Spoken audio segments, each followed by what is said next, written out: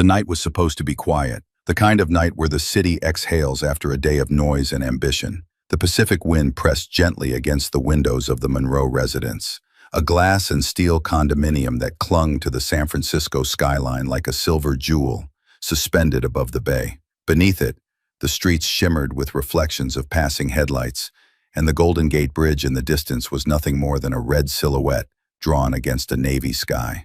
Ava Thompson hadn't planned to return early. Her keynote at the Community Leadership Conference had ended ahead of schedule, the applause still warm in her memory. She had thought of calling Elliot, of suggesting a late dinner somewhere in North Beach, maybe the small place with the string lights in the alley, where once they'd sat too close, laughing about nothing at all. She didn't call. After 8 years of marriage, a quiet arrival felt intimate enough. She tapped her key card, and the soft chime of the security lock welcomed her in. The scent of chilled champagne drifted toward her before she saw anything. Crisp, expensive, with the faintest hint of pear and white flowers. She recognized it immediately. Perrier Jouet Belle Epoque, their wedding champagne. Her heels slowed on the marble floor, their click now too loud in the softened air. There was laughter, light but unmistakable.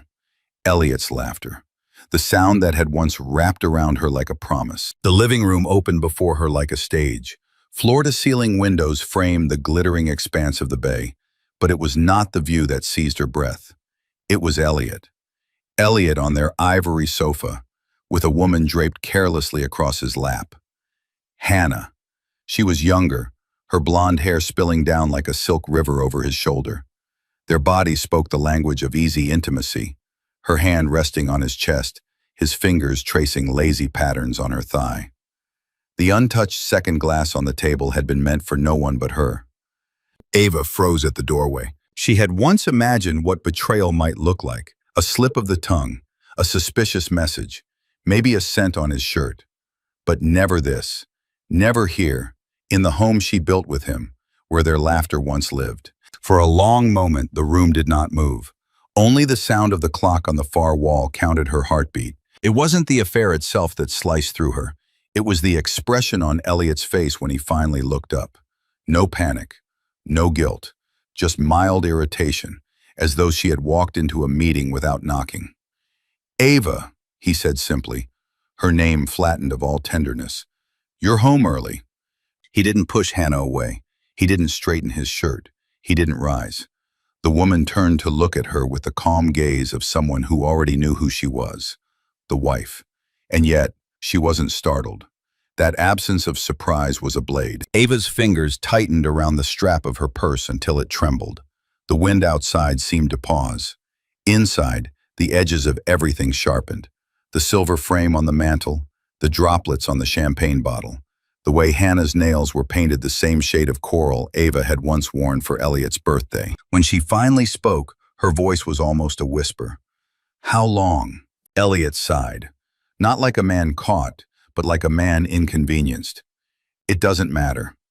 Her laughter cracked, soft and bitter. "How long?" He met her eyes then, steady, cruel in its casualness. "A year." A year. While she worked endless nights building the nonprofit that bore both their names, while she toasted his IPO, while she defended his late nights as the cost of success, he'd been pouring champagne for someone else. The woman shifted slightly, her confidence unnerving. She reached for the glass on the table, as though Ava were already gone. Ava took a step forward, and something inside her, something carefully constructed over 8 years, trembled under the weight of a truth it had always feared. The betrayal wasn't loud. It wasn't cinematic. It was quiet, clean, a cruelty wrapped in silk. The champagne bottle still gleamed under the warm light, the way it had on their wedding night. A symbol she had loved turned into an indictment. Elliot finally stood, but not to comfort or explain. He crossed to the bar cart and poured himself a neat scotch, as if nothing about this moment belonged to her. "You should probably get some rest," he said calmly, like a doctor dismissing a patient. That was when Ava understood. This wasn't a mistake he regretted. It was a decision he'd already made. She wanted to scream. She didn't. She wanted to cry. She couldn't. Instead, she did the only thing that still felt like hers. She inhaled slowly, deliberately, tasting the metallic ache in her chest, memorizing it, because pain, she decided, should be remembered, not as a wound, but as a weapon. She walked past them without another word. She didn't look back.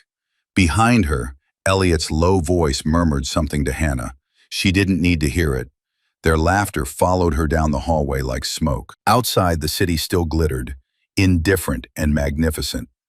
The wind was colder now. Ava leaned against the wall of the private elevator, her pulse a storm against the silence. Something had ended, but something else, quiet, dangerous, alive, had just begun. If Ava's story has already gripped your heart, don't let go just yet. Like this chapter, share your thoughts in the comments and follow the channel to journey with her. From heartbreak to power, from ashes to rise. Every story begins somewhere. This is hers. Hannah left the way perfume leaves a room, slowly. The front door closed with a gentle sigh, and its sound went on reverberating in Ava's body long after the latch had settled. The condo felt too large, a cathedral emptied between services. Night pressed its cool cheek against the windows. The bay shivered with city light.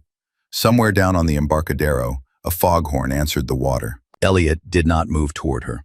He poured another measure of scotch, the ice kissing crystal like a practiced ritual, and leaned a hip against the bar the way he did when investors wanted to believe him. His shirt was still open at the throat.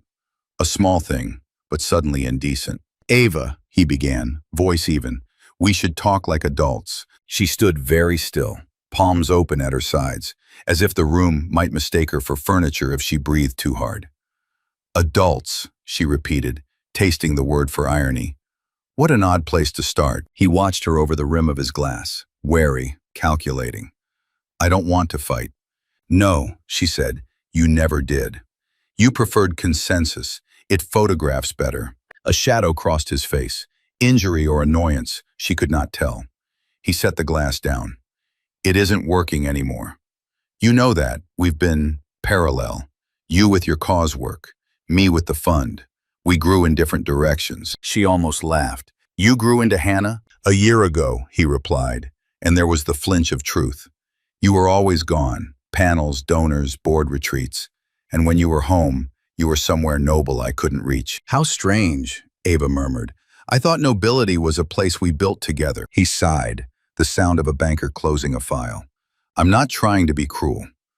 I'm being honest. We've been preserving an image that doesn't match the reality." The word image turned something inside her to glass.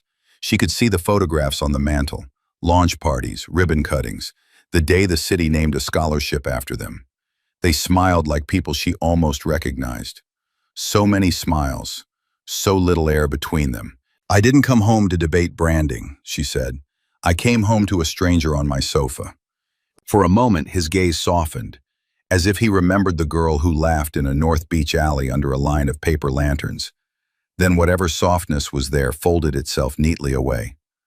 "We should make this clean," he said. "We have the prenup." "It's clear." The word fell between them with an ugly elegance. She felt its edges as one feels the fault line beneath a city, the long, sleeping inevitability. He went on, voice elastic with practiced calm. "We signed it before the IPO, before the private rounds.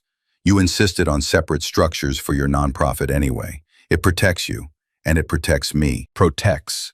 The syllables scraped. Protects whom from what? Love? Catastrophe? Each other. She remembered the afternoon they'd signed, 4 floors above a law firm lobby polished like a lake. He'd kissed her knuckles with the tenderness of a man in love with beginnings. "This is a formality," he'd said. "We'll never need it." She'd believed him, because the future then was a thing that shone without explanation. Outside, a saxophone had been playing on Market Street. She'd thought about the music, not the document. Now she said, "I don't remember it being as clear as you are." "You had counsel," he replied. "We both did. I had a woman who told me not to marry for love, and then watched me do it anyway." The wryness in her voice surprised her. It felt like a hand on her back, keeping her standing. He poured water into his glass, the smallest concession to gentleness. "Ava, I can be generous." "Generous?" The word floated, then sank. "With what belongs to us." "It doesn't," he said, and there it was, the blade polished to truth. The fund, the carried interest, the options, those are mine. Your work is yours. You've always said you didn't want my money. She looked at him and thought of all the ways women had said those words throughout history, making bargains with pride because the other bargains were worse. I didn't want to earn it this way, she answered softly. There's a difference. Silence spread like a drop of ink through water. He looked at the windows instead of her, as if the city view could absolve him. The apartment is on the company ledger, he added. Just for now, while things settle, you should stay with friends. She almost said which ones. She did not. The room issued a small creak, the building settling its steel bones. The clock counted the length of a heart. Ava walked past him into the living room. She touched the back of the sofa, then the cold neck of the champagne bottle, then the framed photo from their first anniversary. The two of them on a wind-sweetened ridge at Point Reyes, hair whipped into laughter, joy uncomposed and therefore true. She set the photo face down with a steadiness that felt like prayer. Tell me something, she said. When did you stop loving me?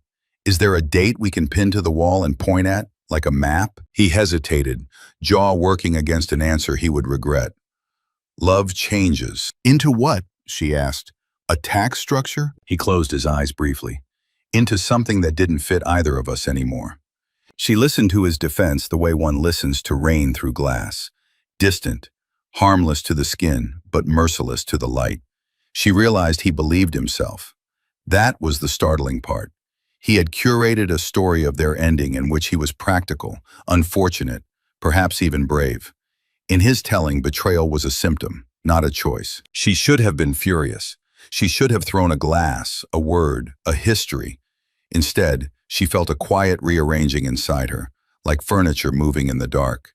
There was grief in it, yes, but also a strange and lucid grace. She had always thought dignity was a posture one held for other people. Now she understood it was the soft, immovable center you defended for yourself. Leave, she said at last. The gentleness of her voice surprised them both. Tonight, I won't sleep in this with you. Ava, leave, she repeated, not louder, only truer. He studied her, perhaps searching for the woman he could negotiate. When he found only the woman who had already decided, he nodded once, set the glass down, and crossed the room. At the door he paused, looking back with a face she had once known. For a flicker there was something like apology, or nostalgia wearing apology's clothes. Then the door received him, and the elevator took him away. Silence came and sat with her like an old aunt who knew all the family secrets. The apartment resumed its breathing. Far below, a siren threaded the night, then untied itself and was gone. Ava moved slowly through the rooms, opening drawers as if they belonged to a museum she had once loved.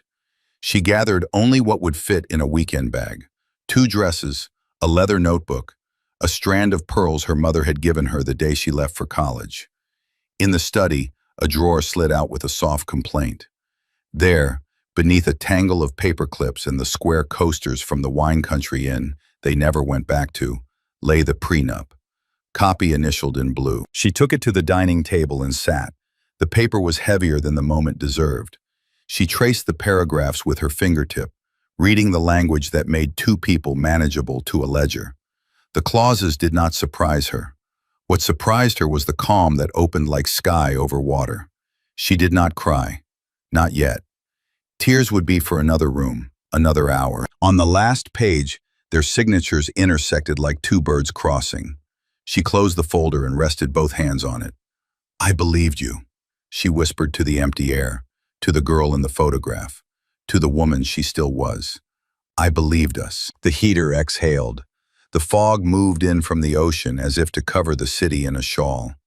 She stood and turned off the lights one by one, kitchen, hall, living room, until only the windows remained, vast panes of night holding the city the way a mother holds a feverish child. Close, unafraid. In the bedroom, she did not undress. She lay on top of the quilt and watched the ceiling shift as car lights slipped across it. Sleep did not come. Instead, memories arranged themselves with precise cruelty.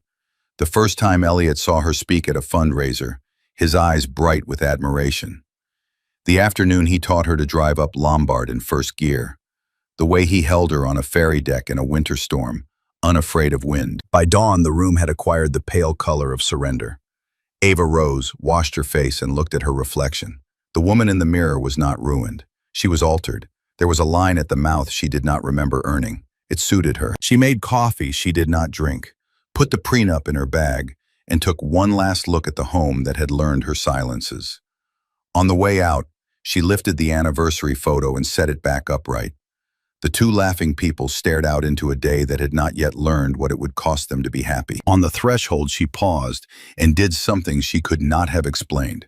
She pressed her palm to the doorframe, an anointing, a goodbye, a promise to the woman who had once walked through it, believing love alone would be enough.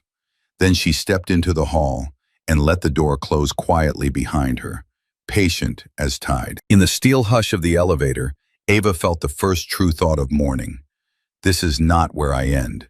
The words arrived without trumpet or fanfare. They sat in her like a seed, unassuming, inevitable. When the doors opened to the lobby, the city breathed in, and she breathed out, and the day began. San Francisco wore its mourning like a silk scarf.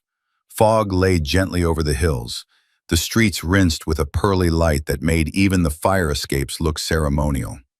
Ava crossed Union Square with a small suitcase, the kind meant for weekends and emergencies, and checked into a hotel with carpets the color of rain. The concierge recognized her, smiled the curated smile offered to familiar names, and did not ask why a woman with a famous address needed a room for 7 nights. In the quiet of the suite, she set the prenup on the desk and her mother's pearls in a teacup.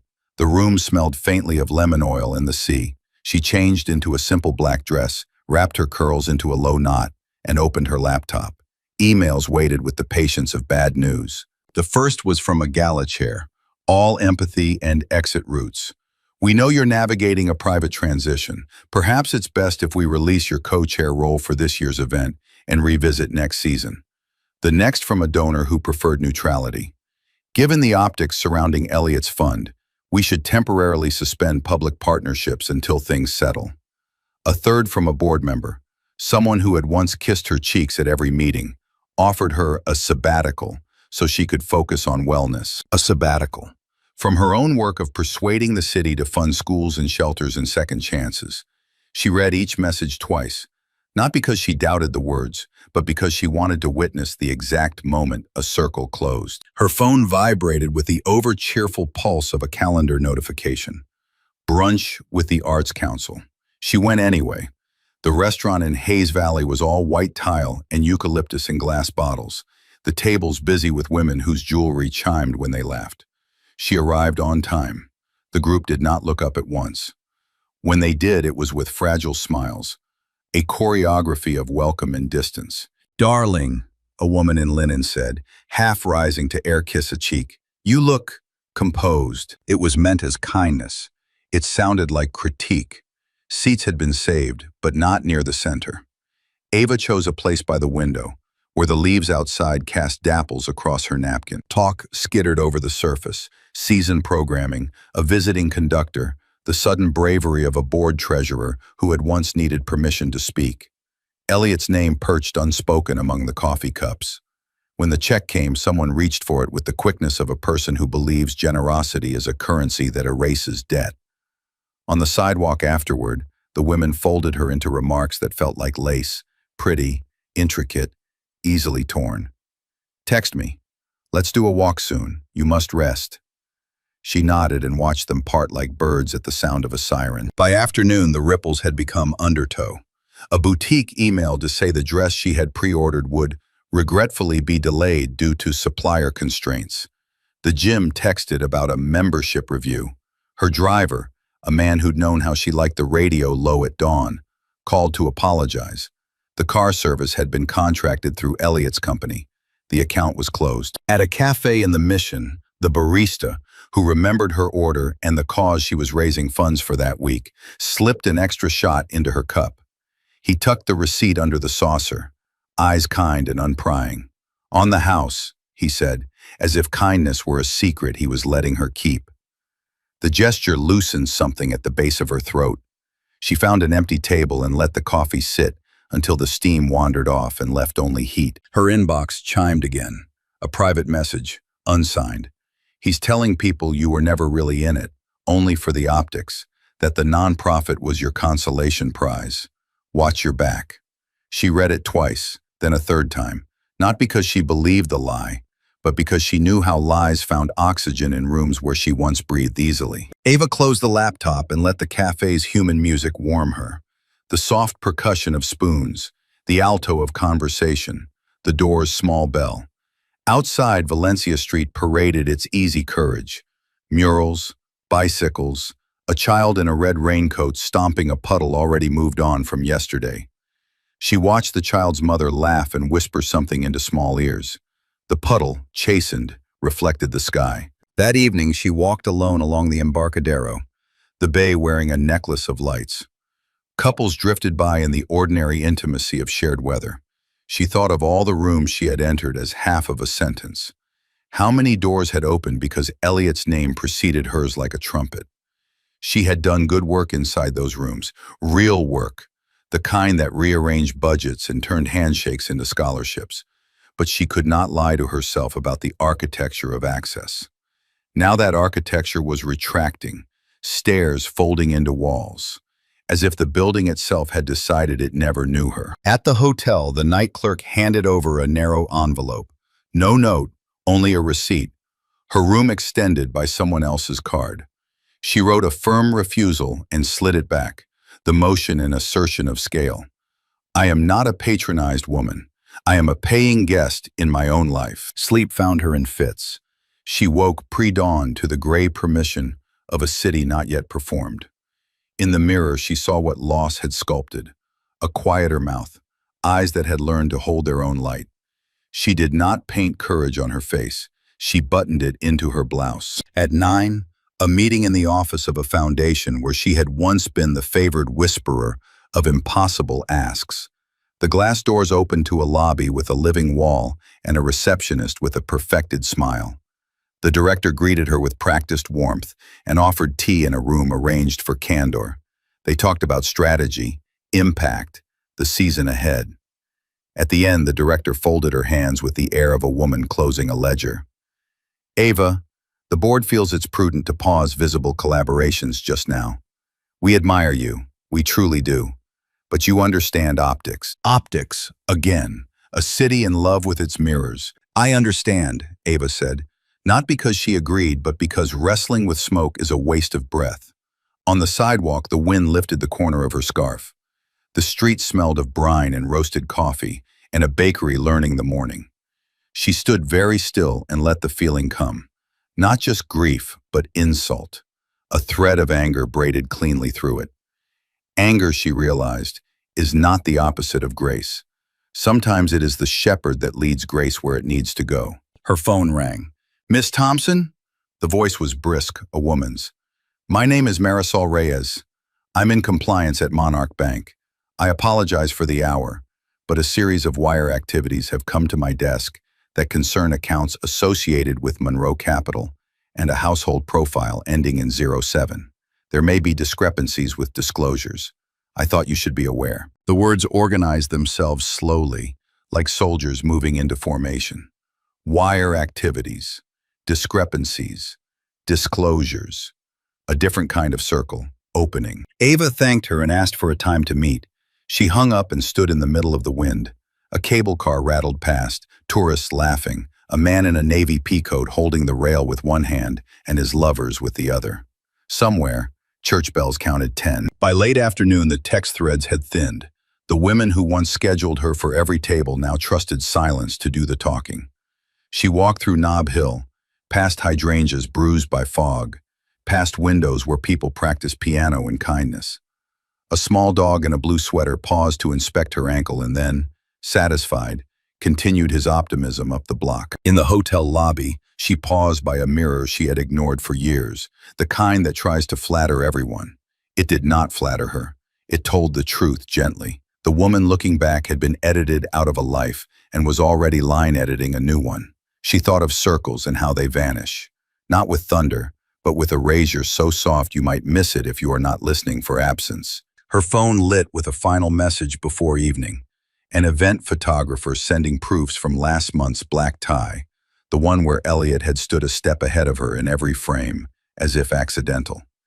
Ava scrolled through the gallery until she found a candid, her head thrown back at some private joke, his eyes not on her but on the room beyond. She saved the image and closed the rest. Night returned with its tireless inventions, sirens, laughter, the secret fairy of fog. She opened the window a fraction and let in the marine breath. On the desk, the prenup waited without curiosity. She placed beside it a fresh notebook and wrote a single sentence in an even hand. I will not disappear. Outside, the city continued its theater. In countless windows, lives unfolded toward dinner, toward bedtime, toward the next day's work. Ava stood looking over the small republic of streetlights and understood with a clarity that hurt and healed in the same instant. A circle had vanished, yes, but the horizon had not. The hotel learned her footsteps.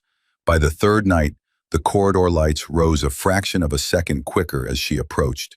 The elevator arrived as if it remembered her floor, and the desk clerk passed a nod across the lobby like a folded note. San Francisco pressed a soft palm of fog against the windows, and the room held its disciplined stillness, a chair angling itself toward the view, a teacup bright as a small moon on the desk, the prenup sleeping under a paperweight of glass. Ava kept the lamp low and read until the words refused to stay on the page. The city's nocturne, sirens braided thinly with laughter, a motorcycle stitching Lombard's curves, reminded her that other lives were still in motion. She set the book aside and reached for the notebook she had opened the day before. On the first page she had written, I will not disappear. Tonight she wrote dates, transactions, names. Marisol Reyes at Monarch Bank had met her that afternoon in a conference room the color of caution and said the words that reordered air.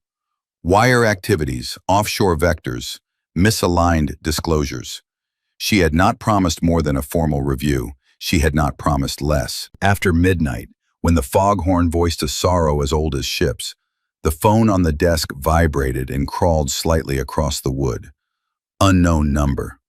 The kind of call that knew how to arrive at the hour that stripped a person of pretense. She answered with a quiet, hello, and let the room hold its breath. A woman's voice, careful, almost weightless. Miss Thompson?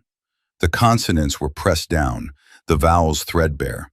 A whisper built to survive walls. Yes. I can't stay long. If I'm traced, I'm done. A pause. I work. Near your husband. Technically for him. Don't ask my name. Ava sat straighter. The night rearranged itself around the sentence. I won't. Are you safe? A faint laugh, the sound chiffon makes when it moves. Not a question I can afford. Listen to me.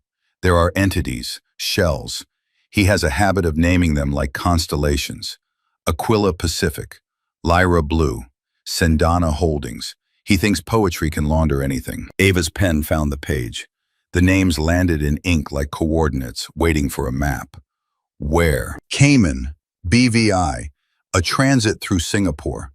The Cayman accounts are nested, one inside the other, so a casual audit misses the heart. Transfers move the way tides move. Gentle, regular, assumably natural. Another breath. There's a card key for an office we never put on the company diagram, 2 blocks from the ferry building. He meets there with a man who isn't on payroll. Thursday nights. Ava's mind moved with the clean speed of weather changing. What can you give me that holds in daylight? Documents? Dates? I can give you paths. The whisper lowered again. Start with Monroe's Strategic Advisory. It's a consultancy on paper, not in practice. Cross-reference its invoices with Aquila Pacific and look for a vendor called Harborline Logistics. It doesn't exist, except that it does, as a receiver. The amounts are never ostentatious, 300,000 here, 450 there. But look at the intervals. They hum, Miss Thompson. They hum to a rhythm you can prove. Why are you telling me this? Ava asked, and heard that she had placed the question gently, like a glass left on a piano. Because I believed him, the woman said. The way you did, once. Because he tells people you were never serious. And because there is a limit to how much of myself I will trade for health insurance. A smaller pause. Also, Because you are precise. I've watched you in boardrooms. You do not throw words like dishes. You set them down and make the room eat. The compliment landed in Ava with a complicated warmth and grief. If I go after this, he will come at me hard. He will come at you either way, the whisper said, tender and factual. The question is whether you meet him standing up. Show me the door, Ava said. I'll learn the lock. There was the rustle of paper, someone brave in a dark kitchen, folding evidence into the lining of a coat. I'm sending you an internal memo. Compliance flagged an anomaly 6 months ago. The review went nowhere. You'll also receive a photograph of a whiteboard. I'm sorry for the angle, I took it too fast. You'll recognize the handwriting. If anyone asks, you never heard my voice. The text pinged through. A blurred whiteboard, diagonal and gray with haste, arrows, abbreviations, the wet geometry of crime. The memo arrived a breath later, polite, toothless, filed into a drawer that had never expected to be opened. How do I repay you? Ava asked. Make it matter, the woman replied. Make the story true, about who did what to whom. And forget me. The line went quiet. Not a click, simply a breath that didn't return. Ava sat with the illuminated face of her phone warming her palm. The room, newly arranged with danger, felt more honest than it had in days. She printed the memo on the room's inconvenient little printer and watched it deliver truth an inch at a time. The whiteboard photograph she enlarged on her screen and traced with a fingertip, the way one might follow a lover's shoulder blade absent-mindedly. Lyra Blue, arrow, SA, arrow, HL, logistics, arrow, AP, Cayman. The arrows did not point, they confessed. She saved everything to an encrypted drive, then drew a square on the notebook page and wrote inside it, as if building a room. Chain of custody. She wrote, Sophia Park, beneath that, and Marisol Reyes, beneath Sophia. The names like beams to hold up a ceiling she could stand under. When she called Sophia, it was nearly 2 in the morning. The lawyer answered on the second ring, voice already awake in that particular way, only the tireless and the necessary are. Ava? I have a memo and a photo, Ava said, and a path. Bring them at 8, Sophia replied. We'll file for preservation orders before lunch. I'll bring a forensic accountant who eats shell companies for breakfast. How does grief turn into this? Ava asked, not to be answered, but because sometimes the ear on the other end of the line is the only witness a soul requires. It doesn't, Sophia said. Grief keeps its own room. This is your other room. We just found the door. After they hung up, Ava stood at the window and watched the fog draw silk scarves through the streetlights. A woman walked a dog that looked like a question mark. A taxi paused, then considered another direction. The city's breath was even. In the reflection, Ava saw her shape as a darker portion of the night. The sight steadied her. She removed her ring and set it beside the pearls. Metal made a small sound like a tiny door closing in a house built long ago. She showered to clear the static of the hour. The water wrote temporary warmth along her spine, and she thought, not of Elliot on a sofa with Hannah, not of board chairs or living walls, but of the woman on the phone whose courage had chosen a frequency only midnight could carry. Make it matter, she had said. Ava returned the sentence to herself as a vow. At dawn, the hotel curtains paled. She dressed in a navy suit that had never failed her and tied a scarf at her throat with hands that did not shake. She slid the memo into a folder, along with her notes and the enlarged photograph, and laid the prenup on top as though setting an old key beside a new one. Before leaving, she opened the window another inch and let the morning in. Somewhere, a gull laughed. Somewhere else, a baker slid trays of hope into heat. Ava lifted the folder, lifted her gaze, lifted the part of herself that had been kneeling. In the corridor, the lights woke before she reached them, as if the building had learned the cadence of her decision. The elevator sighed open. She stepped in and pressed L, thinking of thresholds, of rooms within rooms, of doors you do not know you can walk through until someone whispers from the other side. Here, the injunctions went out before noon. Clean, efficient orders with the weight of the court behind them. Sophia slid copies across the table like a magician revealing true cards.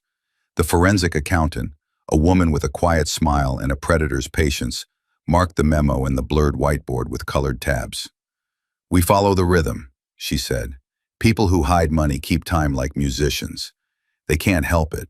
By late afternoon, the city had changed clothes. Fog lifted its hem and slipped back toward the ocean. The sky found its blue. Ava returned to the hotel with a stack of folders and a body that had learned the dimensions of vigilance. On the bed lay the dress the boutique had nearly delayed, returned to the front desk by a courier with an apology loud enough to be overheard. She stared at the silk a beat too long, then laughed softly at the thought that fabric believed it could carry a woman through a night unchanged. Still, there was a gala, and in a city that mistook absence for guilt, presence was a kind of alibi. The Museum of Modern Art dissolved and reassembled its guests at the door, as if the building were a prism, and everyone entered as light. Ava arrived without an escort and with her spine gathered into a straight line. Inside, the atrium held a cool music, cello notes and distant glassware. Images hovered on walls. A wash of indigo, a red square that seemed to pulse, a photograph of a woman mid-turn, becoming someone else. She was near the Calder when she felt him before she saw him, the way one senses weather at the back of the neck. Damien Hale stood a polite distance away, looking not at her, not yet, but at the sculpture that balanced air as if it were a rumor. He was older than the boys who performed bravado for journalists. He wore his suit like a sentence with no wasted words. When he turned, his eyes did the full work of seeing, and she felt her resolve square itself in response. "Miss Thompson," he said, "no presumption, no reach for first names. I didn't expect you tonight." "Neither did I," she answered. "Then I decided shadow is a poor strategy." One corner of his mouth acknowledged the line. "You're right. The city forgets the faces it doesn't see." He gestured toward a quieter hallway off the main atrium, where a suite of photographs showed hands at work, hands guiding clay, turning knobs, whittling a shape from wood. There, the sound of conversation thinned, and the strings in the atrium became a private ache. "I'll be direct," he said. "Elliot has been in my way for 10 years. He's shrewd, but he cheats the long game. Investors love a sprint. He lives to sprint." "And you jog?" Ava asked. "I pace," he said, a hint of dry humor warming the word. Then, almost gently, "Someone on your side is working. I've been waiting for that work to begin." She held his gaze. "If you've come to offer sympathy, save the currency. If you've come to offer leverage, understand I count the cost." "I don't offer sympathy," he said. "It spends badly. I offer information and, when useful, cover." He reached into his jacket and drew out a folded page. Nothing theatrical, just paper that wanted to be read. "Public records cleverly hidden. Monroe Strategic Advisory shares an address with Harbor Line Logistics, which lists a managing member that never appears in person. The name is borrowed from a man who died in Idaho in 2012. Sloppy, if you know where to look." "How did you look?" Ava asked. "I make it a hobby to understand the men who believe they're untouchable," he said. "Elliot is loud. His filings only seem quiet." He paused. "The difference between us, I don't steal. I simply arrive where the money goes after men like him light it on fire." The gallery light caught in a silver thread at his temple. On another night, in another life, she might have admired the composition. Tonight she listened for the gear teeth in his sentences, the places where strategic machinery engaged. He was not pretending to be a savior. He was telling her exactly which game he was playing and offering her a piece with its own moves. "What do you want in return?" she asked. "To change the story," he said. "Elliot has been writing it for years, and people read lazy narratives because they are easy to hold. You rewrite it, he loses investors. I don't need to bury him. I need to be standing at the edge of the hole when he falls." A breath. "Also, I want you visible. It protects you. And yes, it protects the optics of what comes next." "Visible with you," she said, not a question. "If that is tolerable," he replied. "I know what the papers will say. Let them run out of adjectives. Meanwhile, we'll do the work." He put the folded page in her hand. Warmth lingered on the paper, his, then hers. She scanned the lines and saw the pattern emerge, a shape only the patient can perceive. The dead man's name, the repeated suite number, the registered agent who appeared like a shadow in too many doorways. The edges of anger she had been sanding smooth for days grew purposeful. A blade finally balanced. "You think I can be Used, she said. She let the word used take its full height. I think you can be chosen, he said quietly, by yourself first. And in choosing, you can choose allies. You have a mind I respect and a cause I don't patronize. I won't lie and claim I'm purely altruistic. I hate the man you married and the damage he does, financially and otherwise. But I also believe you are the worst opponent he could have picked. A woman he underestimated who has learned to like the taste of her own name without his beside it. Ava laughed softly, the kind of sound that wears both fatigue and relief. You speak like a man who has watched other women underestimated. My mother, he said after a heartbeat, a nurse on graveyard shifts who refused to be small when my father preferred a smaller wife. She left. He stayed small. She did not. He shrugged the memory back into place. I invest in founders who won't shrink to fit the room. Then invest tonight, she said. Not in me exactly. In the truth. I want access to your due diligence. I want a mentor inside your shop who will treat me like a colleague. If we're to be seen together, I want the seeing to reflect a reality. I will be working, not posing. He nodded once, as if she had confirmed a hypothesis. Done. Elena Vasquez, my COO. She terrifies grown men and has a gift for making the terrified grateful. You'll start with her. And if I decide I dislike the way your leverage feels, Ava asked, then you set it down, he said. I don't hold hostages. The music in the atrium swelled and thinned. A woman's laugh rose and dissolved. The photograph beside them showed a pair of hands turning a bowl on a wheel, water and clay making a new circumference together. One hand steadying from inside, one hand guiding from without. Thursday nights, Ava said, eyes on the image, not on him. There's a room by the ferry building. He meets someone there. Do you have eyes on it? I have questions on it, he said. Now I have a reason to answer them. They walked back toward the noise and glass. People glanced up, then away, then back again. Curiosity performing discretion.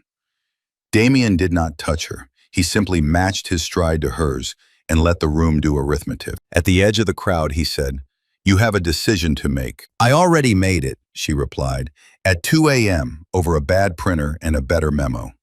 I intend to win on paper before anyone tries to win in the press. He regarded her with something like respect finding its own level.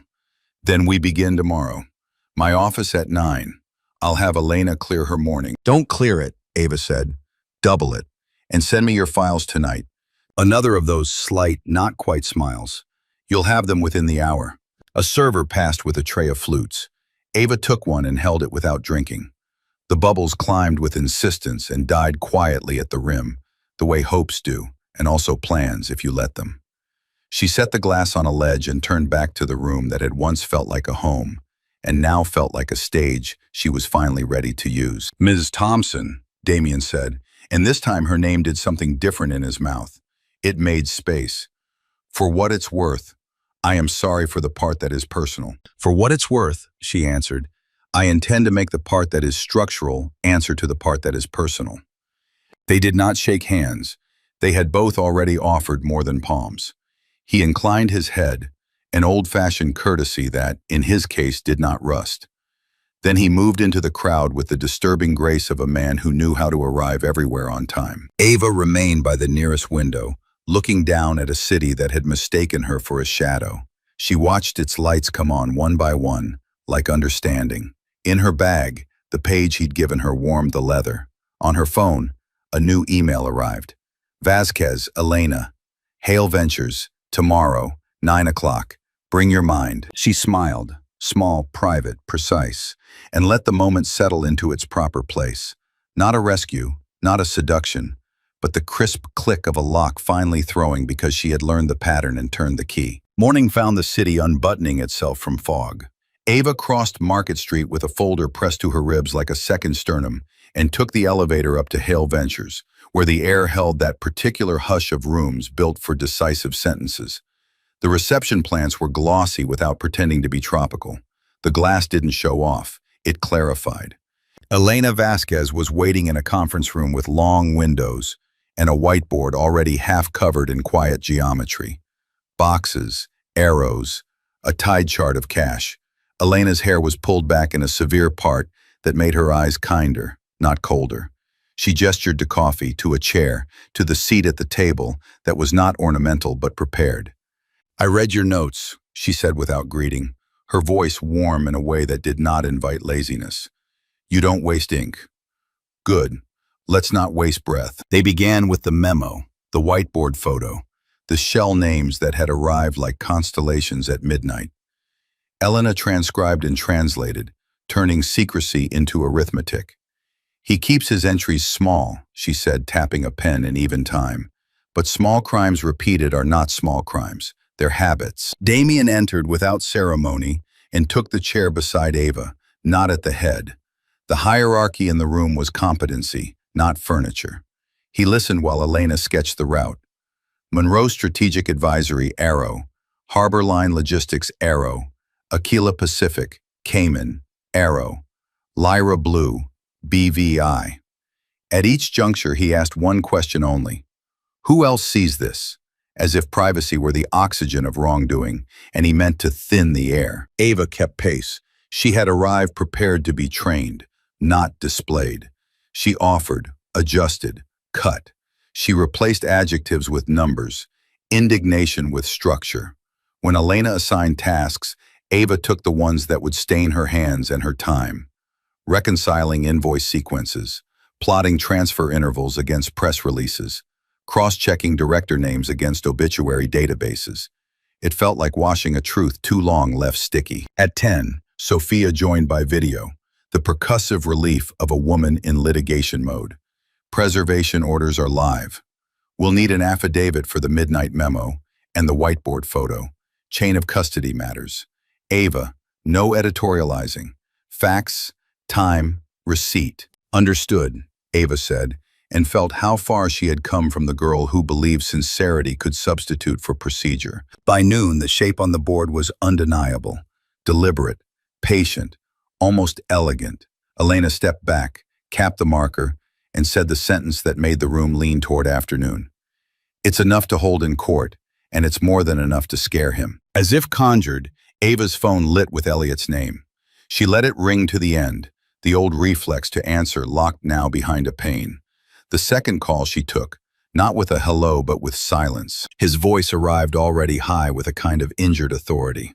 "What are you doing, Ava?" "What there is to do," she said. "You stole internal documents," he hissed. "You're colluding with my competition. My lawyers will. Your lawyers will learn how judges feel about undisclosed assets," she said, allowing herself one clean strike. "And they'll find out how little patience I have for being handled." A beat. She could hear him pacing, could see him in the office that once felt like a second living room. Hands in his hair, tie tugged loose, the swagger stuttering. "You won't win this way," he said finally. Quieter, worse. "You'll ruin yourself in the press." "I intend to win on paper," she replied. "The press can learn to read." She ended the call. The quiet that followed wasn't empty. It was chosen.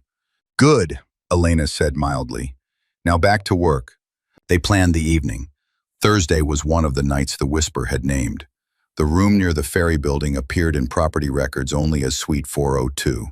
No company, just a landlord who loved the phrase short-term professional tenancy.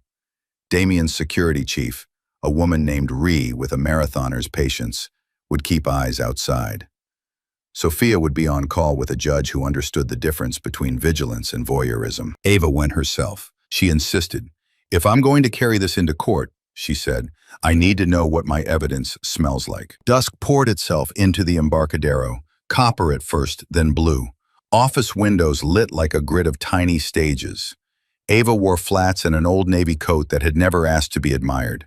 Ree positioned her near a florist across the street, where buckets of eucalyptus made the night smell like a letter pressed between pages. At 7:12, Elliot appeared, alone, head down, moving with the innocence of men who believe darkness is a curtain. At 7:16, another man arrived, older, careful, carrying nothing. They entered together. Ava's throat found a new rhythm. She told it to slow. A half hour later, the older man left with a folder tucked under his arm. Ree photographed him. Then the folder's unguarded spine, where two letters flashed like a dare. H.L. Harbor Line. Sophia's text arrived at once. Got it. Do not follow. We file in the morning. Ava exhaled a breath she had been embalming since the call at midnight. She did not smile. She did not tremble. She simply marked the time in her notebook and felt, with startling calm, the first undeniable weight of momentum. Back at the hotel, she wrote her affidavit by hand first, a habit learned from a mentor who believed the body tells cleaner truth with ink. At 1912, I observed Elliot Monroe enter suite 402. At 1946, an unidentified male exited carrying a tan file folder marked HL. She transcribed it into the sterile beauty of a template, attached the memo and photo, and sent the packet to Sophia, who replied with a thumbs-up emoji and the more reassuring follow-up. You did well. At midnight, Marisol Reyes called again from a number that expired as soon as it spoke. Your orders are hitting, she said, voice steadier now that process had replaced rumor. There will be pushback. We'll hold. Thank you, Ava said. Gratitude, unadorned, felt like nourishment. Miss Thompson, Marisol added, softer. For what it's worth, everyone in compliance cheers when a clean line is drawn. It makes our work less lonely. Ava slept 3 hours and woke with the sense memory of tide. She dressed in the certainty of Navy and arrived at the courthouse with Sophia under a sky pretending at indifference. The hearing was short, not because it was trivial, but because the paper was good. The judge asked pointed questions, frowned at certain intervals, and signed where Sophia told him to sign. It felt, finally, like gravity was on her side. News moved faster than weather. By afternoon, Elliot had convened a PR firm that spoke in controlled flares. The first puff of smoke appeared as a blind quote. Sources close to Monroe say the divorce has become vindictive. The second as a profile photo from better days, cropped so that she stood a step behind him. The third, the most poisonous, as a suggestion that her nonprofit had benefited from overlap in relationships. Elena slid the clippings across Ava's screen with the same clinical calm she used for ledgers. We don't answer this. We build a timeline and let truth accumulate. Damien, from the doorway. Visibility's still useful. If you can stand it, we're hosting a donor salon tonight. Quiet room. People who read. Fewer cameras. Walk in with me. Not a performance. Presence. Ava considered and found she did not mind being seen. Not if the seeing matched the doing. I'll come, she said. But I'll speak, and not about heartache. About governance. Even better, he said, and the corner of his mouth did that almost smile she had learned meant agreed. Evening found her on a terrace in Pacific Heights, the bay laid out like an argument she was ready to win. Inside, conversation bent toward her, then away, then returned, like tide practicing loyalty. She talked about due diligence as an act of love, toward communities, toward truth, toward the future someone else's children would inherit. She spoke in clear clauses and did not apologize for knowing her subject. When questions veered toward gossip, she declined them with a look that made refusal feel like good manners. Later, alone at the terrace rail, Damien joined her but did not touch the moment, only stood beside it. You shifted a room, he said, without raising your voice. She watched a ferry sow a bright seam across the dark. Rooms shift when someone opens a window, she said. We've been breathing stale air for years. Tomorrow we open another, he replied. Elena's mapped the next motion and re-found our older man. He's registered to a freight forwarder in Oakland with no freight and a forwarder's gift for vanishing. Ava nodded, the quiet of resolve a new home in her chest. Good, she said. Let's keep time. The city glittered. Somewhere below, a gull laughed like a heckler and then, as gulls do, forgot his joke. Ava lifted her chin, not defiant, simply awake. War had begun, and for the first time since the doorway shattered, she was not merely surviving its noise. She was composing its music. Hale Ventures did not thunder when it moved. It pivoted, quietly, precisely, like a dancer changing direction in the breath between notes. By the end of Ava's first week with Elena, a new cadence had entered her days. Mornings that began with ledgers and ended with language. Afternoons that split themselves between the courtroom and the conference table. Evenings that wore the cool perfume of strategy rather than the heat of reaction. Elena trained without condescension. "Numbers are only the surface of water," she said, drawing an arc across the whiteboard and puncturing it with dots. "We watch for current underneath. Here, intervals. Here, counterparties that never quite sit still. And here, governance that speaks like a gentleman and signs like a thief." She gave Ava the kind of work that makes a spine remember itself, reconstructing reconciliations from the faintest residue, testing invoice numbers for skipped beats, writing memos that replaced fury with proof. Between tasks, Elena told small stories that fell like breadcrumbs back to a self Ava recognized. "When men are frightened," she said one afternoon, "they accuse women of being emotional.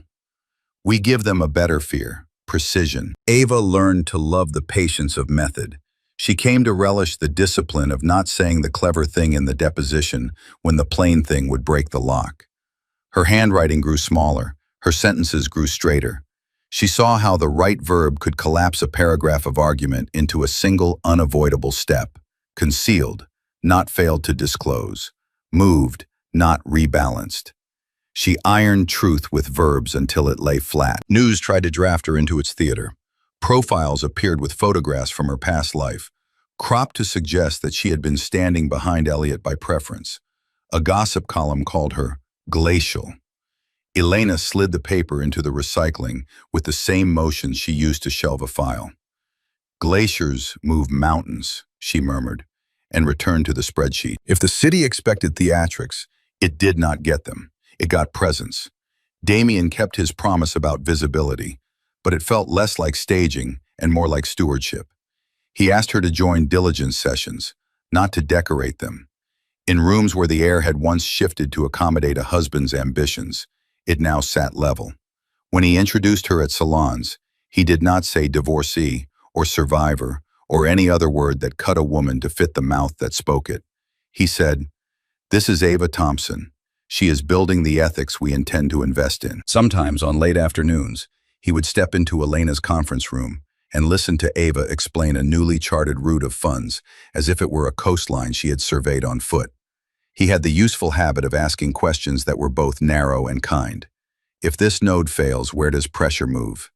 If this story goes public, who is the first innocent to be harmed?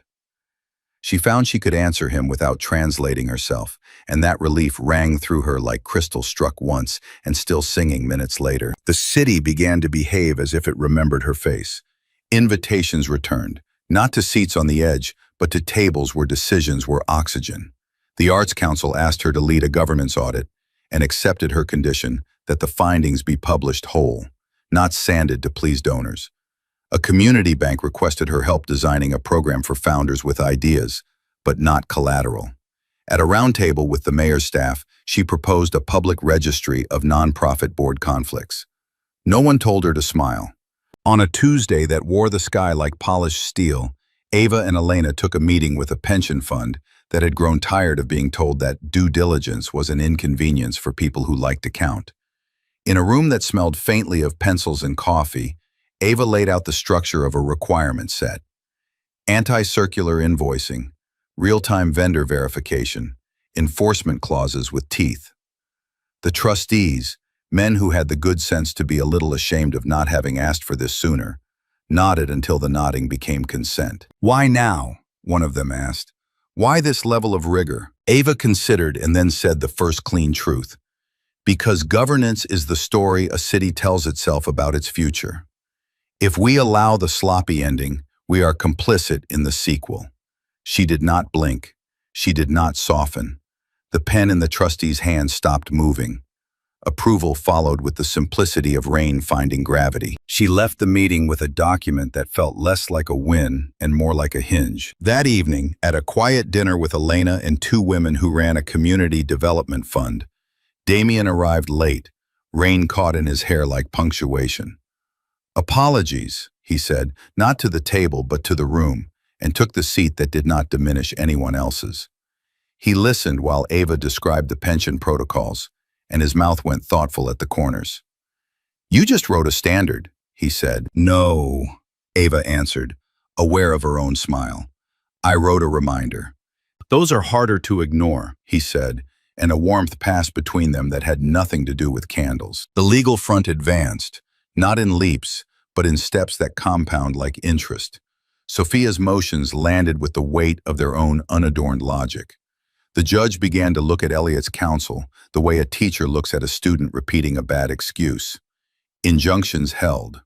A request for sanctions did not get laughed out of court. Monroe's strategic advisory began to fray in public filings. Resignations timed just before dawn. Statements written with the wooden grammar of people who had been told not to say what they knew. One afternoon in the courtyard outside the courthouse where magnolias were learning to be extravagant, Ava found Elliot waiting at the fountain. He had the air of a man who had slept poorly and believed it a personal attack. "We don't have to do this like enemies," he said. "You're destroying what we built." "We?" she replied, not unkindly. "I built a mercy you mistook for permission." He flinched, and for a heartbeat she saw the boy who had once carried her shoes up a hill because the grass was wet. Then the facade returned. "He's using you," Elliot said, tipping his head toward the Hale building visible beyond the trees. "You think Hale does charity?" "No," she said calmly. "I think he does strategy. So do I, and together we are doing governance. You might try it." When she turned to go, he reached involuntarily, but not to touch, only to test whether she would stop because he made a shape with his hand. She did not. Spring pressed itself against the city in green paragraphs. The donor salon turned into a standing seminar in ethics, then into a committee. Elena began bringing Ava into portfolio reviews, where founders learned that a spreadsheet can carry love if the person reading it cares what happens to strangers. In one meeting, a young woman with a nervous laugh pitched a logistics company designed to make last-mile delivery less cruel to neighborhoods. Ava asked 3 questions, and then offered an introduction to a community college dean with a warehouse training program. The deal memo eventually wrote itself. So did a new internship pipeline. Sometimes power feels like a light switch.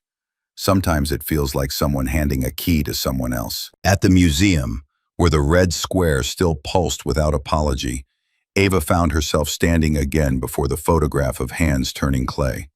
She saw it differently now.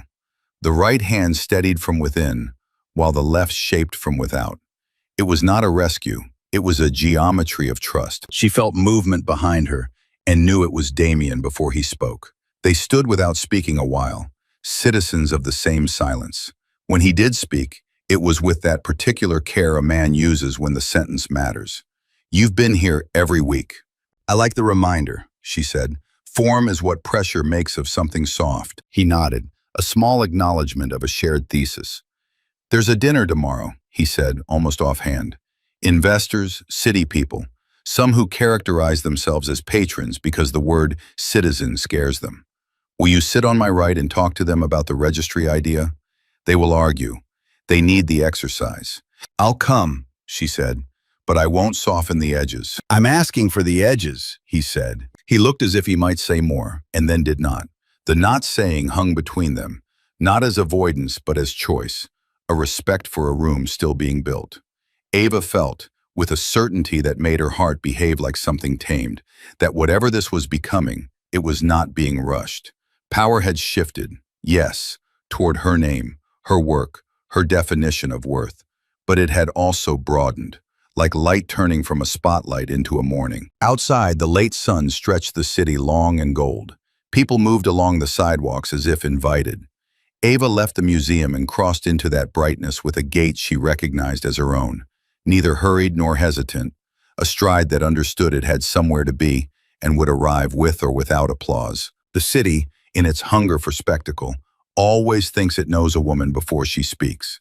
It writes her role in advance, the betrayed, the accessory, the footnote, and waits for her to step into it gracefully.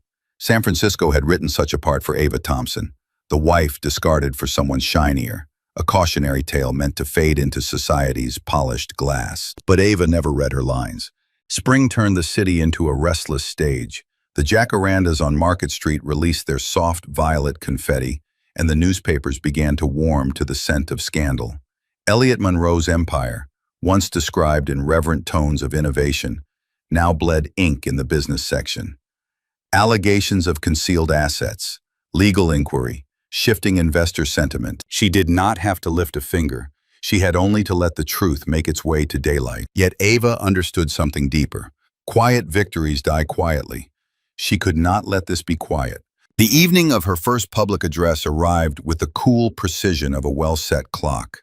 The San Francisco Business Ethics Forum, an annual event that normally paraded polite speeches about transparency without ever demanding it, had invited her as a guest. It was Elena's idea to accept. "They expect you to show up with apology in your eyes," she'd said, smoothing a crease from Ava's sleeve. "Show them clarity instead." The ballroom at the conservatory was a cathedral of old money pretending at progress. Crystal chandeliers cast their fractured light across men in silk ties and women wrapped in fabrics that whispered. The city's power, its real power, was here. Board chairs, investors, lawmakers, heirs who'd learned to smile at microphones. And at the center of it all, on a marble dais, stood a single glass podium awaiting Ava. Damien arrived first, as he often did, not to rescue, but to anchor the narrative. He wore midnight blue and carried silence like a weapon sharpened on patience. Their eyes met across the room, a brief, wordless acknowledgement of a shared design. They had worked this moment out with surgical precision. She would not appear as someone standing beside him, nor behind him, but as someone standing entirely on her own. A soft piano hum stilled. The host introduced her as the co-founder of a leading nonprofit and an emerging voice in governance reform. Not ex-wife, not victim. She walked toward the podium with a poise that carried no apology. Every step was deliberate, measured, alive. Her opening words did not tremble. When a woman vanishes from society's conversation, it's rarely because she's silent. It's usually because the story has already been told for her. The silence that followed was the clean kind, the kind that waits to be remade. A year ago, my name lived inside someone else's narrative. My work, my vision, my worth, all folded beneath a last name that was never truly mine. Tonight, I stand here not because I was handed power. I stand here because I took it back. Eyes sharpened across the room. Some turned toward Damien, expecting the shadow of a man behind her. But he remained by the wall, half in darkness, hands folded behind his back. He did not interrupt her spotlight. He understood this wasn't his stage. Money likes to dress itself in strategy, but strategy without ethics is just cruelty in a tailored suit. I've seen what happens when we mistake charisma for competence, wealth for integrity. I've lived it, and I'm telling you now, those illusions collapse the moment we stop applauding. The applause began softly, uncertain, as if people feared endorsing a woman who refused to be small. But as she spoke about financial transparency, about governance as an act of public trust, about power returning to hands that it built but never owned, it grew. She wasn't giving them scandal. She was giving them architecture. Behind the cameras, Elliot's name pulsed in their heads like a quiet accusation. She didn't say it. She didn't have to. His silence outside these walls was already loud enough. When the speech ended, Ava didn't step down. She stayed at the podium, letting the applause meet her like the tide meeting a cliff, steady, relentless. She was not a headline being written anymore. She was a story writing itself. Afterward, people came to her in waves. A trustee from a major foundation offered her a seat on their ethics board. A senator's aide whispered about testimony. A woman from an old family that had spent decades avoiding unpleasant truths said, "That was brave." Ava smiled, not as thanks, but as acknowledgement. Bravery wasn't what she'd offered them. Truth was. Damien approached last, long after the chatter began to thin. His hands were in his pockets, posture unassuming, as though he'd merely been watching something inevitable unfold. "You didn't just shift the room," he said softly. "You tilted the axis." She laughed under her breath. "It was already tilting. I just named the angle." He stepped closer, but not too close. The air between them was charged, not with possession, but with recognition. "Do you know what happens next?" "I do," she replied. "They stop seeing me as a story and start treating me as a force." For a heartbeat, he looked at her. Not as an ally, not as an investor, but as a man watching something rare take shape. Then, deliberately, He inclined his head. Not a bow, a salute. The next morning, the city awoke to new language. Ava Thompson delivers landmark speech on corporate ethics. Once dismissed as a socialite, now a voice investors can't ignore. The woman who is rewriting San Francisco's financial conscience. The articles didn't mention Elliot first. Some didn't mention him at all. They mentioned her work, her ideas, her clarity. Public perceptions shifted like a tide turning after months of wind in one direction. Elliot, predictably, called her that afternoon. She didn't answer. She didn't need to. The silence between them was now defined by her, not him. That evening, Damien hosted a private gathering at the Hale Foundation's rooftop terrace. Not a gala, not a strategy session. A gathering of people who for years had watched Elliot Monroe hold rooms hostage with his charm. They came curious. They left unsettled. Not because Ava thundered, but because she didn't have to. She moved through the room with composure so precise it became its own language. Men who once introduced themselves to her as Elliot's wife now stumbled over their greetings. Women who had watched her unravel in whispered circles now found themselves orbiting a new center. Damien poured her a glass of sparkling water instead of champagne. She accepted without hesitation. "They're not quite sure what to make of me yet," she said. "That's good," he replied. "People who can't categorize you have to listen." The rooftop lights cast their glow against her skin, making her seem carved from something the city had forgotten to name. The bay glittered below, as if even the water was listening. Power did not return to Ava with a roar. It came in shifts, measured, elegant, undeniable. And for the first time since she stood at the shattered doorway of that penthouse, she felt not just seen, but understood, on her own terms. The world no longer framed her as a woman who had been left. It began, finally, to understand her as a woman who had risen. The summit had the gloss of a cathedral that worshipped velocity, LED halos above a stage, badges that blinked when two people with money faced each other, baristas pulling espresso with the theater of surgeons. In the lobby, a sculpture pretended to be a tree and charged phones from its roots. Panels were titled like Commandments, Scale or Stagnate, The Ethics of Disruption, Trust as Product. Ava arrived in a charcoal suit that refused to apologize for being charcoal. The doors considered her, then opened. She had been invited to sit on a mid-morning panel about governance and public trust, an unsexed topic in a room that preferred its virtue to come with fireworks. Elena briefed her in a quiet corner, tapping a fingernail against a printout like a metronome. "Stay with verbs," she whispered. "People hide in adjectives." Damien approached without haste, a slim folder under his arm. "They've put you between two founders who conflate charisma with compliance," he said mildly. "Make them wish they'd done their homework." "I'll give them a syllabus," she replied, and he grinned, quick and private, before receding to the back of the room where he could watch everything and intrude on nothing. When she stepped on stage, the light found her and held. To her left, a man in a hoodie perched with the impatience of a prophet. To her right, a woman whose eyelashes were longer than her timelines smiled like a trademark. The moderator, teeth, tie, timing, cleared his throat. "Miss Thompson, in the wake of recent reports about irregularities in, well, the sector, what would you say to founders who feel overregulated?" Ava let the pause do the first work. "Regulation is what we call rules once they've been ignored long enough to hurt someone," she said.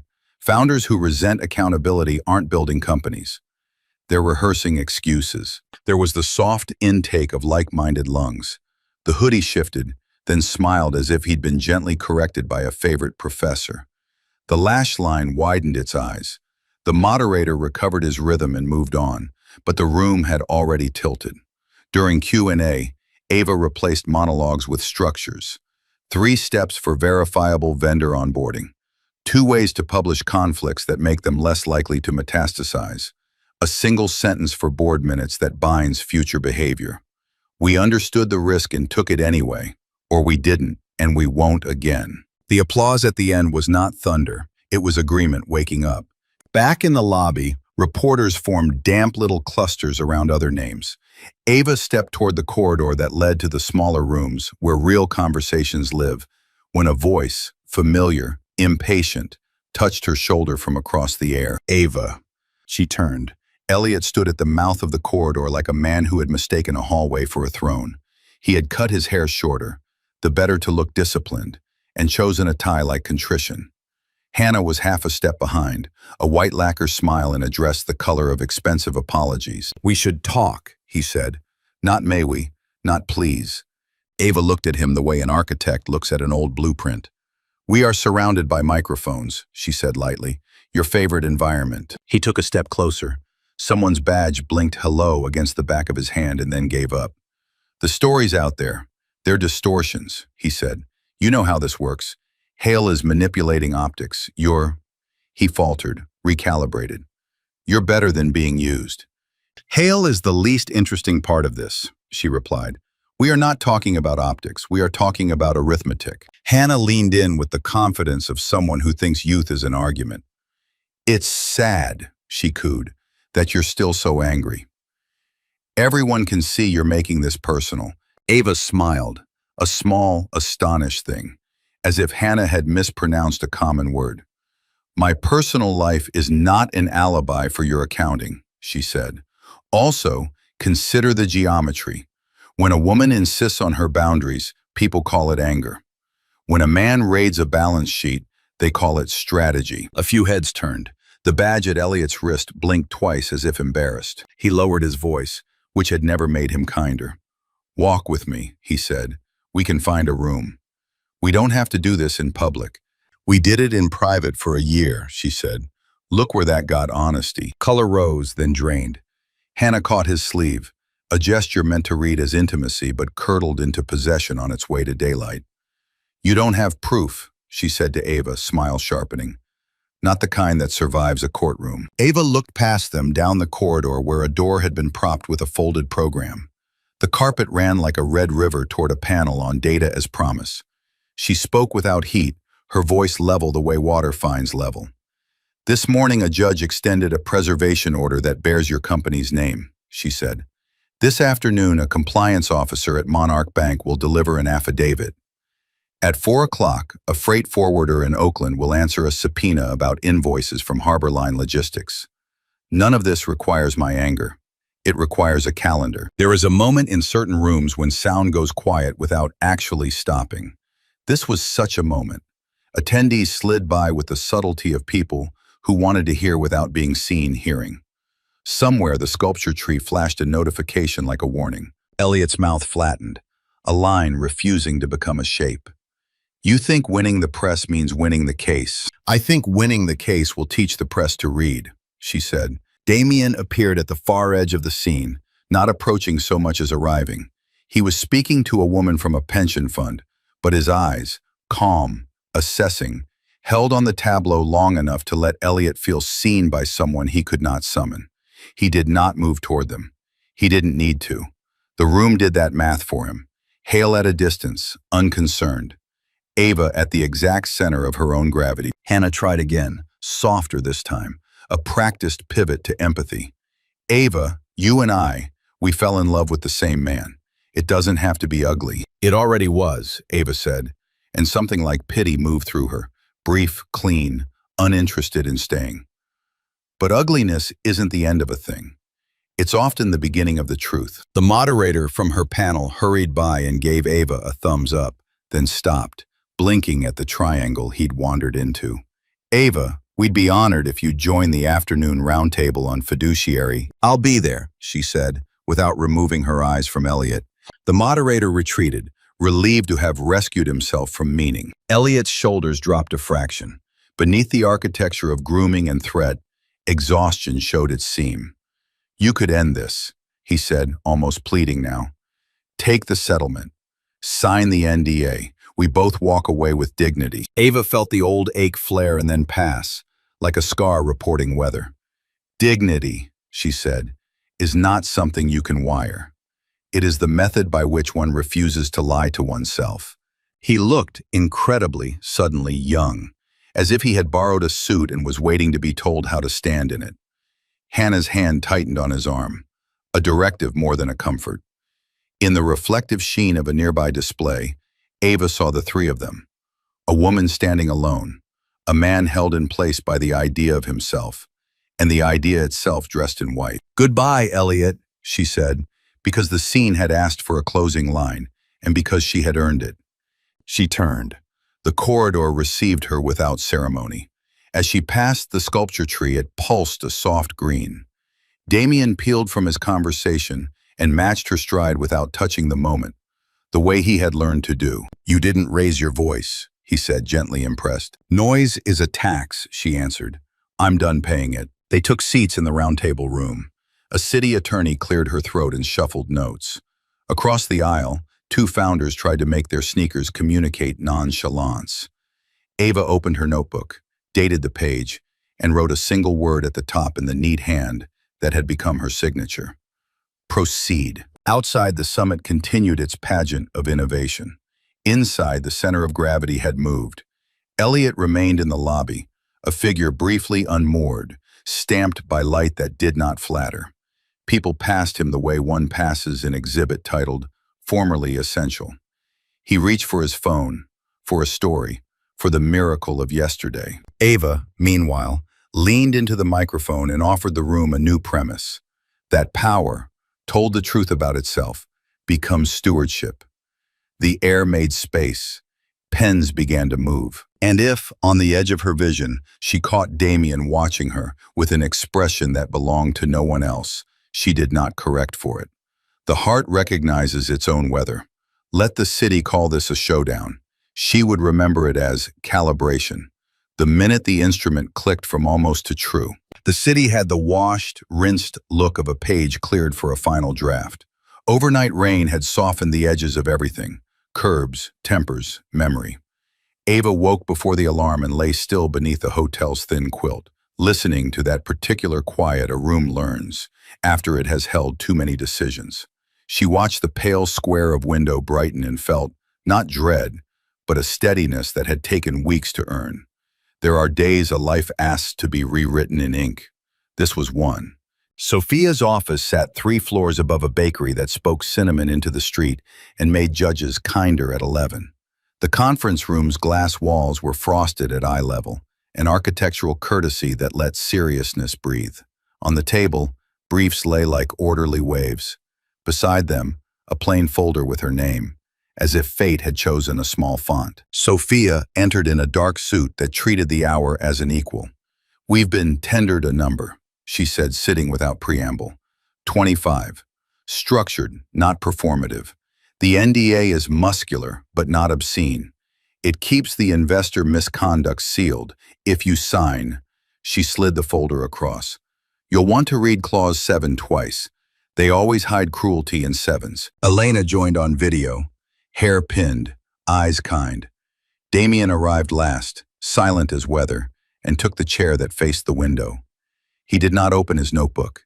He had learned, around her, that some decisions prefer to be watched rather than managed. Ava read. She underlined nothing. Her finger moved down the page like a river testing banks. The settlement was clean, almost elegant in its efficiency. No confessions, no apologies, just money arranged to look like closure. The NDA, however, was a cathedral to silence. No statements, no allusions, no reputational harm. She looked up, and Sophia had the grace not to be already speaking. "You can say no," the lawyer offered. "We're prepared to press. The evidence is real. The process will be long. He will go to war in newspapers while we go to work in filings. What happens to the women who depend on your nonprofit while we teach him consequences?" Elena asked gently. "What does the city lose while we win?" Damien said nothing, which was its own kind of respect. But when Ava met his gaze, she found no heat, only a light that made thinking easier. He had told her once that strategy is the art of choosing which truths to advance first. She returned to the pages. Money is not absolution, she thought. It is a tool. 25 buys time, hires staff, builds protections for women who don't have law degrees or midnights brave enough to call from inside a system that mistakes them for clerks. 25 could scaffold the registry, endow a clinic, purchase clean audits for people who had been told their signatures were ornamental. But the NDA, could she stand the flavor of it in her mouth? To carry what she knew like a sealed letter no one else would read. She thought of the midnight whisperer, of Marisol aligning courage with compliance, of the judge who had frowned at certain intervals and signed because facts insisted. She thought of the difference between wreckage and architecture. Both change a skyline, but only one leaves a place for children. Sophia spoke again, this time softer. There is no moral Olympics here, Ava. There is only the life you must live afterward. Jail is a kind of truth, but so is a clinic with the lights on. Ava turned to the window. Rain had resumed in a small, precise way. Nothing theatrical, just sky doing its duty. Down on the sidewalk, a boy in a yellow coat jumped a puddle with the solemn joy of a person who still believes the world is jumpable. She felt something inside her align with that exact simplicity. "Tell me the cost," she said, "not the money. The cost to the story." Sophia exhaled. "You will be called pragmatic by people who never had to be.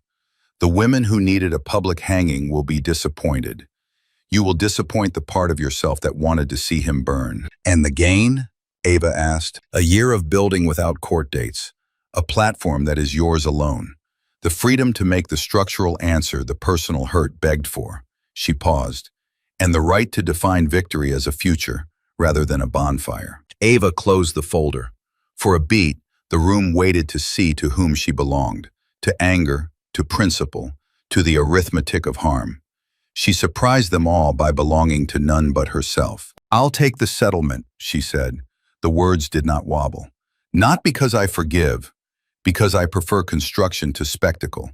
We don't need his ruin to build our justice." Elena's smile was a quick, grateful light. "Then we build," she said, "and we build so well that he becomes a footnote no one bothers to cite." Damien inclined his head, not in triumph but in acknowledgement of a choice difficult enough to be pure. "We'll cede the registry tonight," he said. "Hale will match your capital on a schedule you dictate. No banners, just work." Sophia gathered papers, already translating decision into motion. "We'll counter for 28 and close at 26 in a fraction. You'll sign nothing today. You'll sleep on dignity." Ava laughed, surprised at the music in it. "Dignity sleeps very little," she said, and the line, absurd and true, loosened the room. They broke for coffee that went cold, and for a silence that didn't. Damien stood at the window as if measuring rain. When they were alone, he spoke without turning.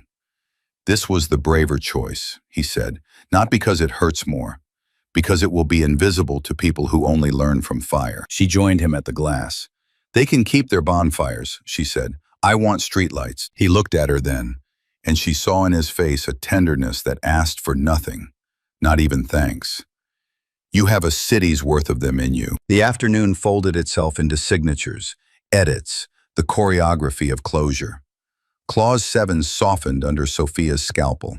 The final number landed at 26.8, a figure that would have made the girl in the North Beach alley drop her wineglass and laugh for the joy of it.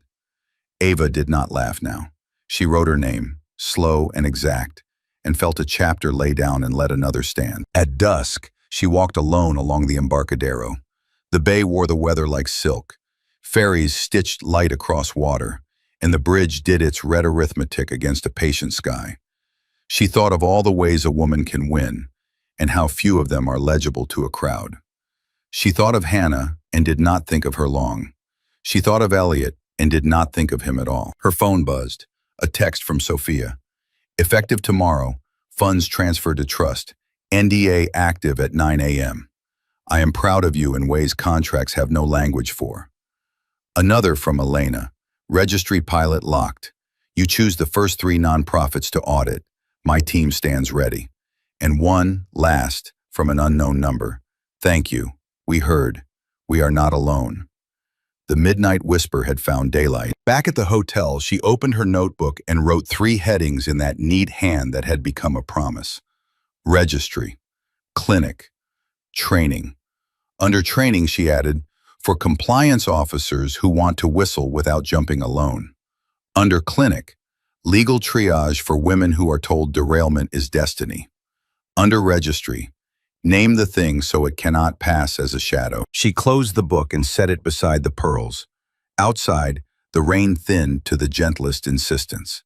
She imagined for a moment a small office on a busy block, where laughter and exhaustion were neighbors, and the coffee was always just about to be made. She imagined a hallway full of women who were not being saved, but being equipped. There are victories that roar and leave soot. There are others that hum and leave light. Ava turned off the lamp.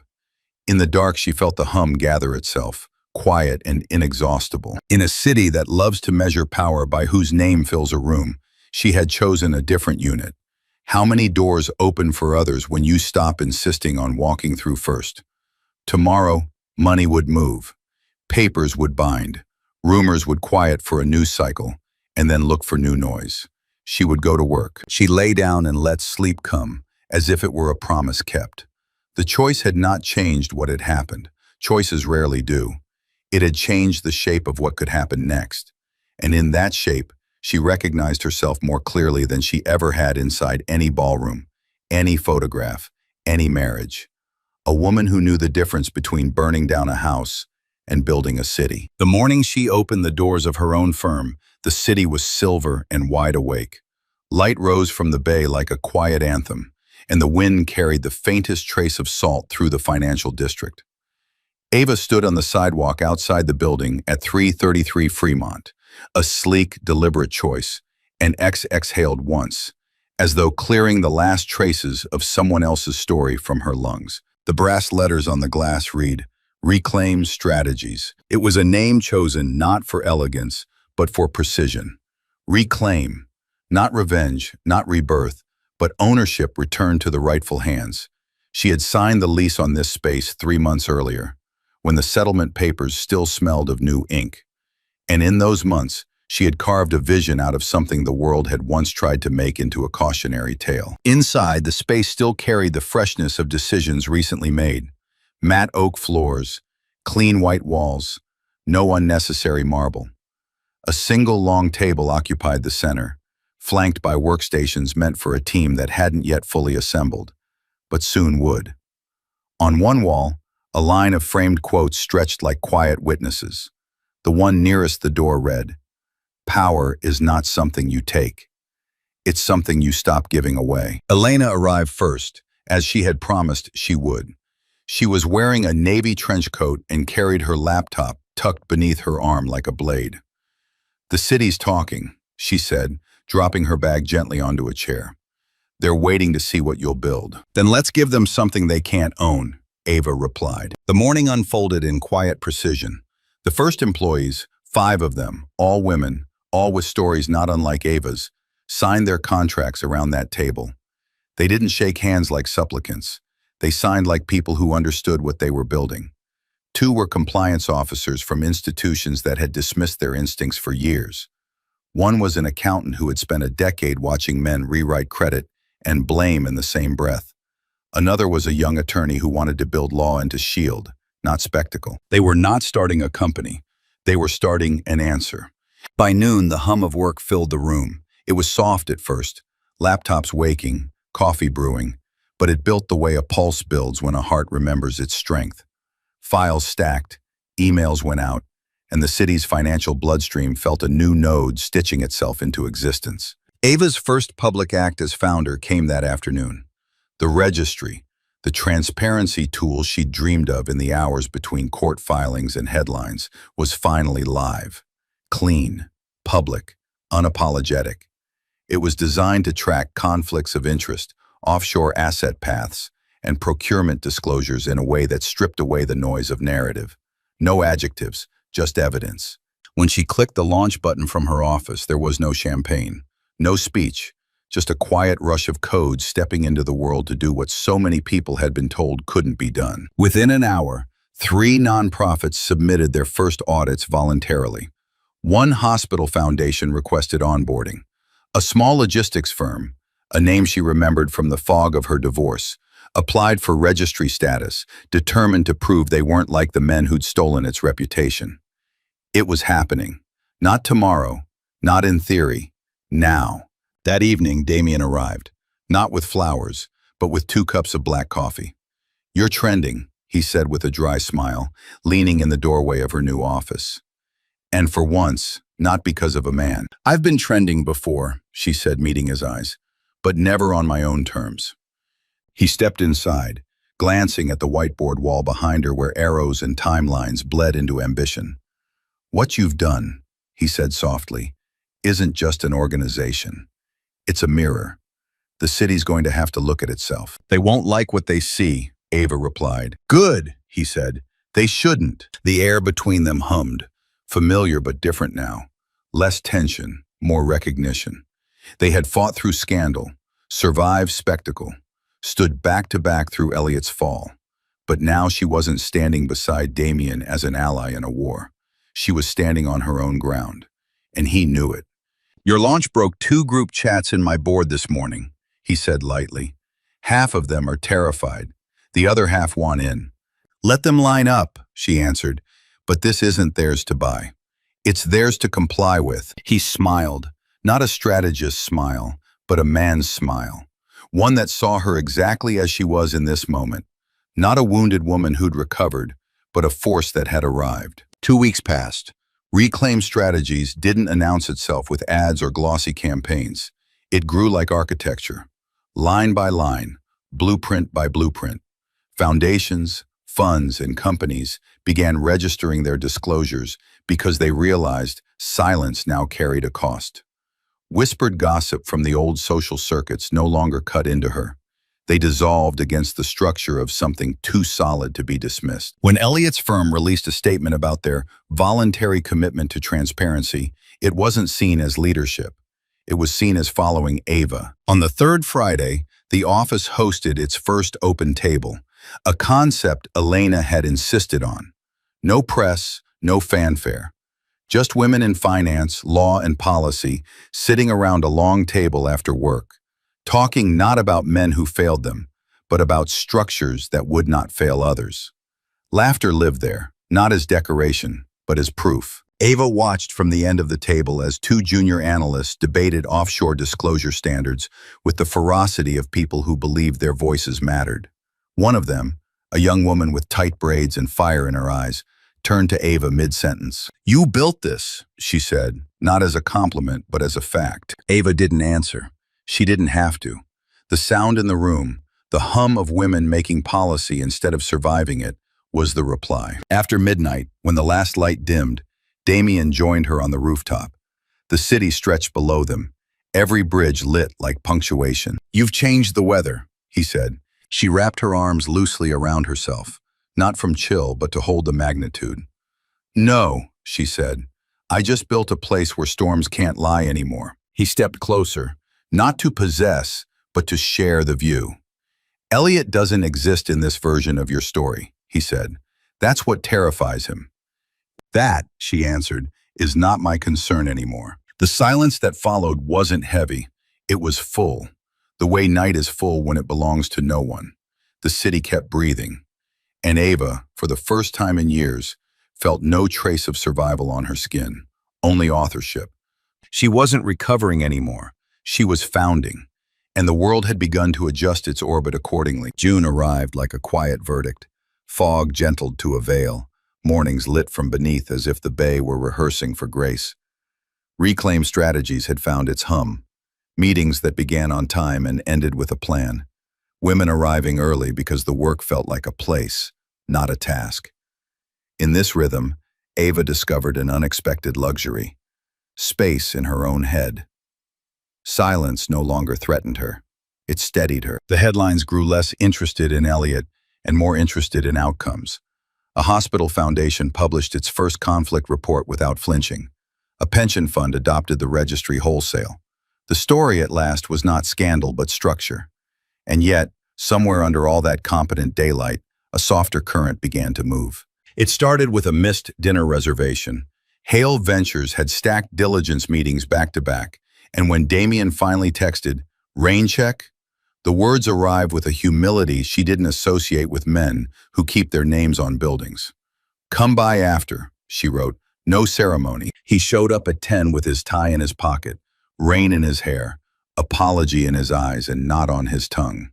She handed him a towel and set water to boil as though this were the kind of evening they had been having for years. He took in the office, the notebooks, the whiteboard full of arrows wearing dates like small medals.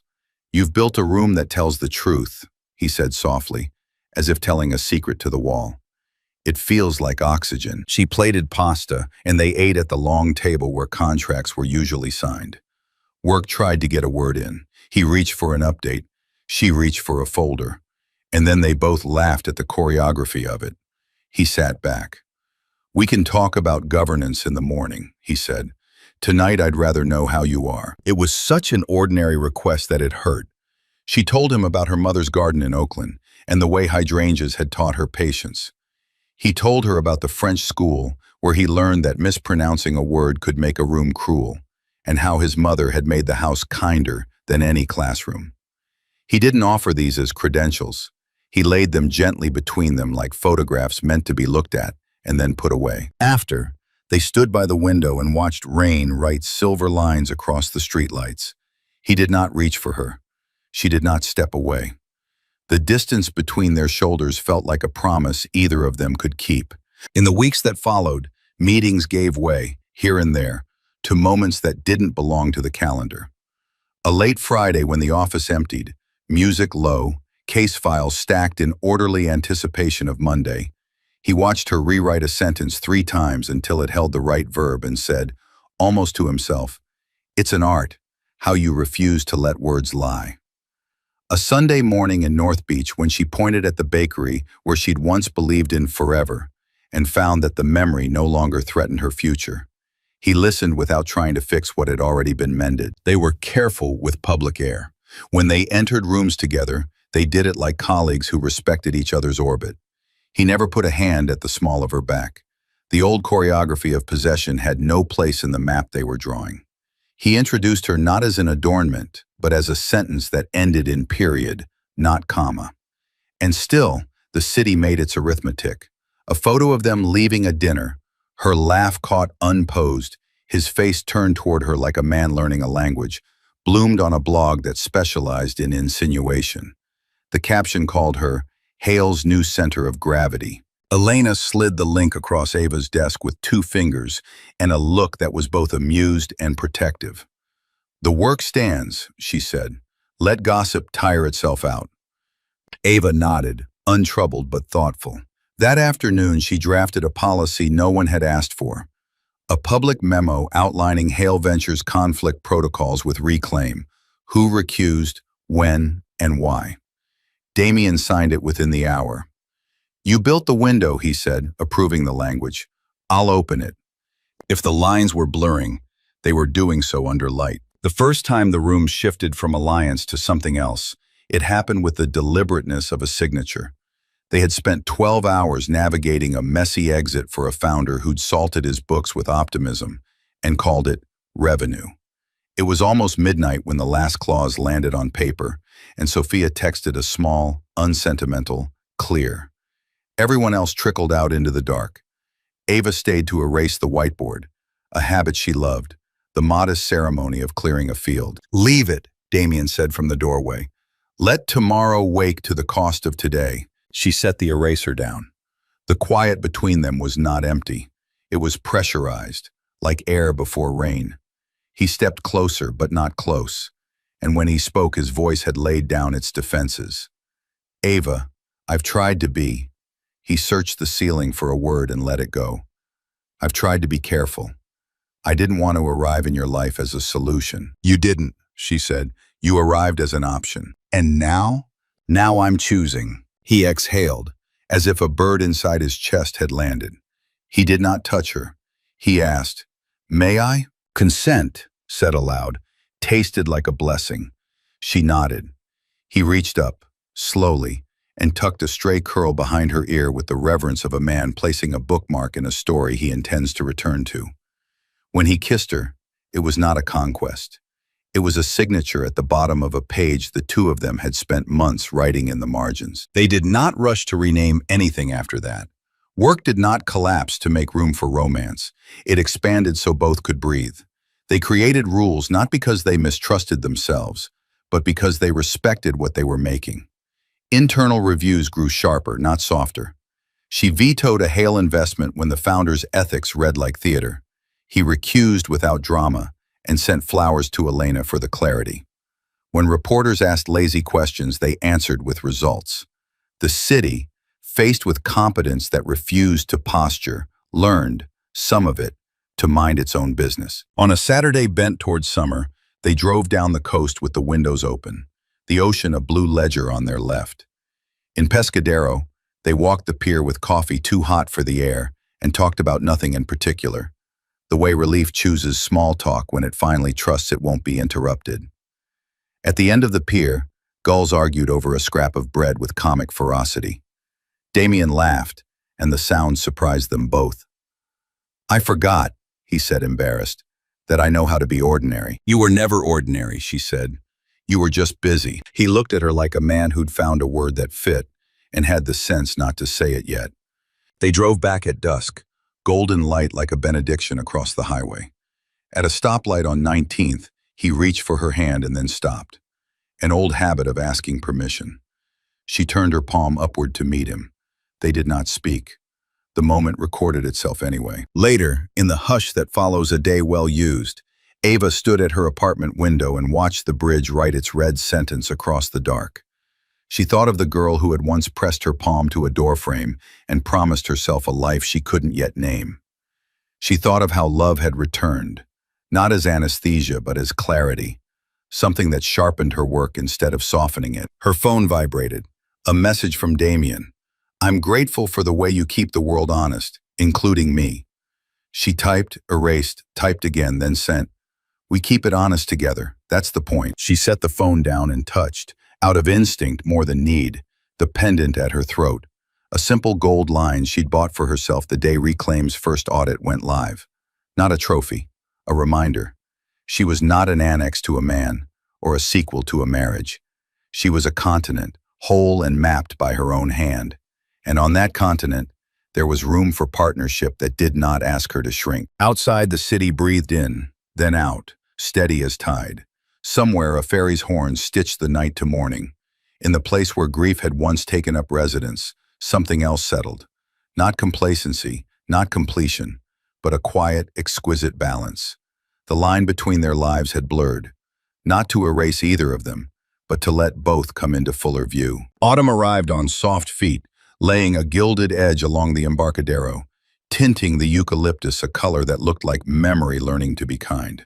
Reclaim Strategies had acquired the texture of permanence, a regular clatter of keys in the morning, the small chorus of greetings that meant work would be serious, and the air forgiving. On the whiteboard wall, new projects jostled for space. Registry V2, Clinic West Oakland, Training Cohort, Q4. The hum in the room no longer sounded like survival. It sounded like stewardship. On a Tuesday clean as glass, Ava returned from a meeting to find the receptionist hesitant in the doorway, voice dialed down to courtesy. "Miss Thompson, there's someone here to see you. No appointment." She asked for discretion. A pause. She said her name is Hannah. The name was a small stone pitched into water. It sank. The rings widened anyway. Ava glanced at Elena, who had looked up from a spreadsheet and was already reading the weather of the moment. "Your call," Elena said, not as abdication but as faith. "Put her in the small conference room," Ava replied, voice even. "Close the blinds. And bring water." The room held a table, 4 chairs, and a view that made anyone feel like a citizen. Rooftops, a spill of sky, the honest geometry of the city. Hannah stood at the window as if it might deliver a verdict. She turned when Ava entered, and the years showed their arithmetic. The gloss that had once seemed like conviction now resembled lacquer, cracked at the edges. Her hair was still the color of a promise kept too late. Her eyes had learned midnight. "Thank you for seeing me," she said. The tone was careful, a woman practicing humility that had finally stopped feeling like a costume. Ava sat and gestured to the opposite chair. "Sit, please." Hannah did. Her hands were ringless now, naked, anxious. "I've rehearsed a speech," she whispered, then shook her head. "But speeches are what broke us all, aren't they?" Ava folded her palms atop the table. "Tell me what brings you here." Hannah looked down, as if she might find the answer printed on her skin. "I married a man named Marcus," she began, "at Elliot's firm. Smarter than he pretended, colder than he looked. We were efficient, pretty in photographs. And then last month I found emails. A junior analyst. 24. It wasn't the youth that broke me. It was the familiarity. The choreography was exact. I knew the steps because I had once danced across your living room. The room received the confession. It did not reward or punish it. The blinds made a considerate hush. I deserve this, Hannah said, meeting Ava's eyes at last. I know that's not how grief works, but I keep trying to make it math. To balance the books, there's no balance. There's only consequence. Ava let the words sit. Consequence. The sister of justice with fewer banners and more time. She poured water for both of them, a small ritual in which dignity pours for everyone. What do you need? She asked. The question, stripped of ornament, was somehow kinder. I need to get out, Hannah said. Of the marriage, of the firm. There are things I signed without reading because I loved being chosen. There are NDAs I can't untie by myself and, she broke off, grimacing at her own audacity. And I think he's hiding money. Not clever, not like Elliot, sloppy, but I can feel it. Ava felt, against her will, the old architecture return. The doorway, the laughter, the chilled bottle beating on the table. Memories flashed past. Only the blueprint remained. She opened a folder and slid a blank intake form forward, the same paper any woman received. If we take you on as a client, she said, you'll work with our lead attorney, with compliance, with counseling if you want it. We won't burn the house down for sport. We'll get you out with what you're owed and the self you forgot to pack when you moved in. Tears surprised Hannah the way a forgotten song surprises the room it enters. She looked almost angry to find herself crying. How are you capable of this, of kindness? I was cruel to you. You were irrelevant to me, Ava said, not unkindly. Eventually. But irrelevance is not the same as contempt. You were part of a story I stopped telling. Now you're a woman who needs a map. She tapped the paper. Let's draw one. They worked. Facts first, always. Dates, accounts, the shape of a relationship made legible so it could be lawfully untied. Hannah's voice steadied as she enumerated harms, not to rehearse pain, but to define the edges of it. She produced a folder, a thin thing whose weight belied its contents, screenshots, a receipt, a photograph of a ledger entry that had no plausible reason to exist.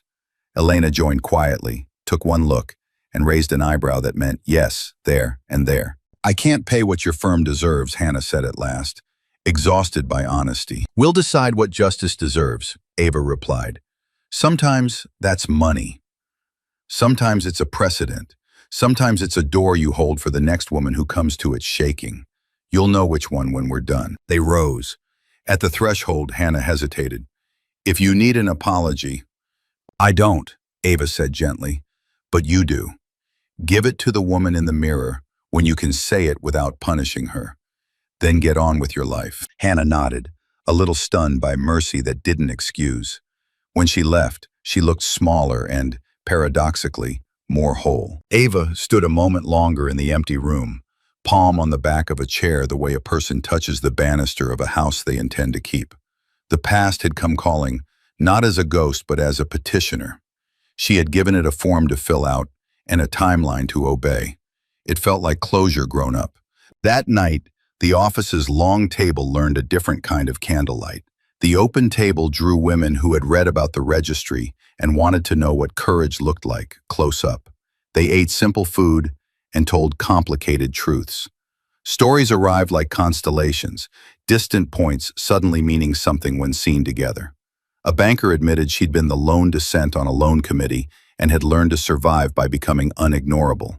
A founder confessed she'd built her cap table like a democracy and wondered when the market would stop punishing her for it. Laughter came and went, an honored guest. Damien joined late, sleeves rolled, carrying a pie as if this were the most natural thing in the world. He took a quiet seat, listened more than he spoke, and when asked, offered the kind of advice that doesn't need to hear itself out loud. At one point, he glanced at Ava across the flowers and the notebooks and the half-empty glasses and gave her a look that felt like standing in sunlight after weeks of rain. Not salvation, simply weather-aligned. Elena leaned in close and murmured, "Karma works best when we stop tending it." You know, Ava smiled. Karma has a good blunt instrument, consequence. I prefer architecture. Same instrument, better music, Elena said, and clinked her glass softly against Ava's. 2 weeks later, consequence, architecture, and music decided to harmonize. Sophia called from the courthouse with the tone of someone who had just watched a door open because the right word had finally been spoken. We got Hannah a temporary restraining order on the joint accounts, she said. Also, Marcus's counsel blinked. There's a side ledger. We'll turn it into daylight by Friday. Ava thanked her, then sat alone in her office for a minute that felt like a small cathedral. She thought of the night she had stood in another doorway and learned what the word annulment felt like when applied to trust. She thought of how distance had changed the geometry. Tonight's woman was not her enemy. She was the next inhabitant of a city in which men would have to learn that cruelty is billable. Her phone vibrated. Unknown number. She answered and heard a man's breath decide to be words. Ava, Elliot said. The sound of his name in his own mouth carried less weight than the whir of the air conditioning behind him. I saw the filing. You're helping her. I'm helping a client, she said. Silence folded on itself.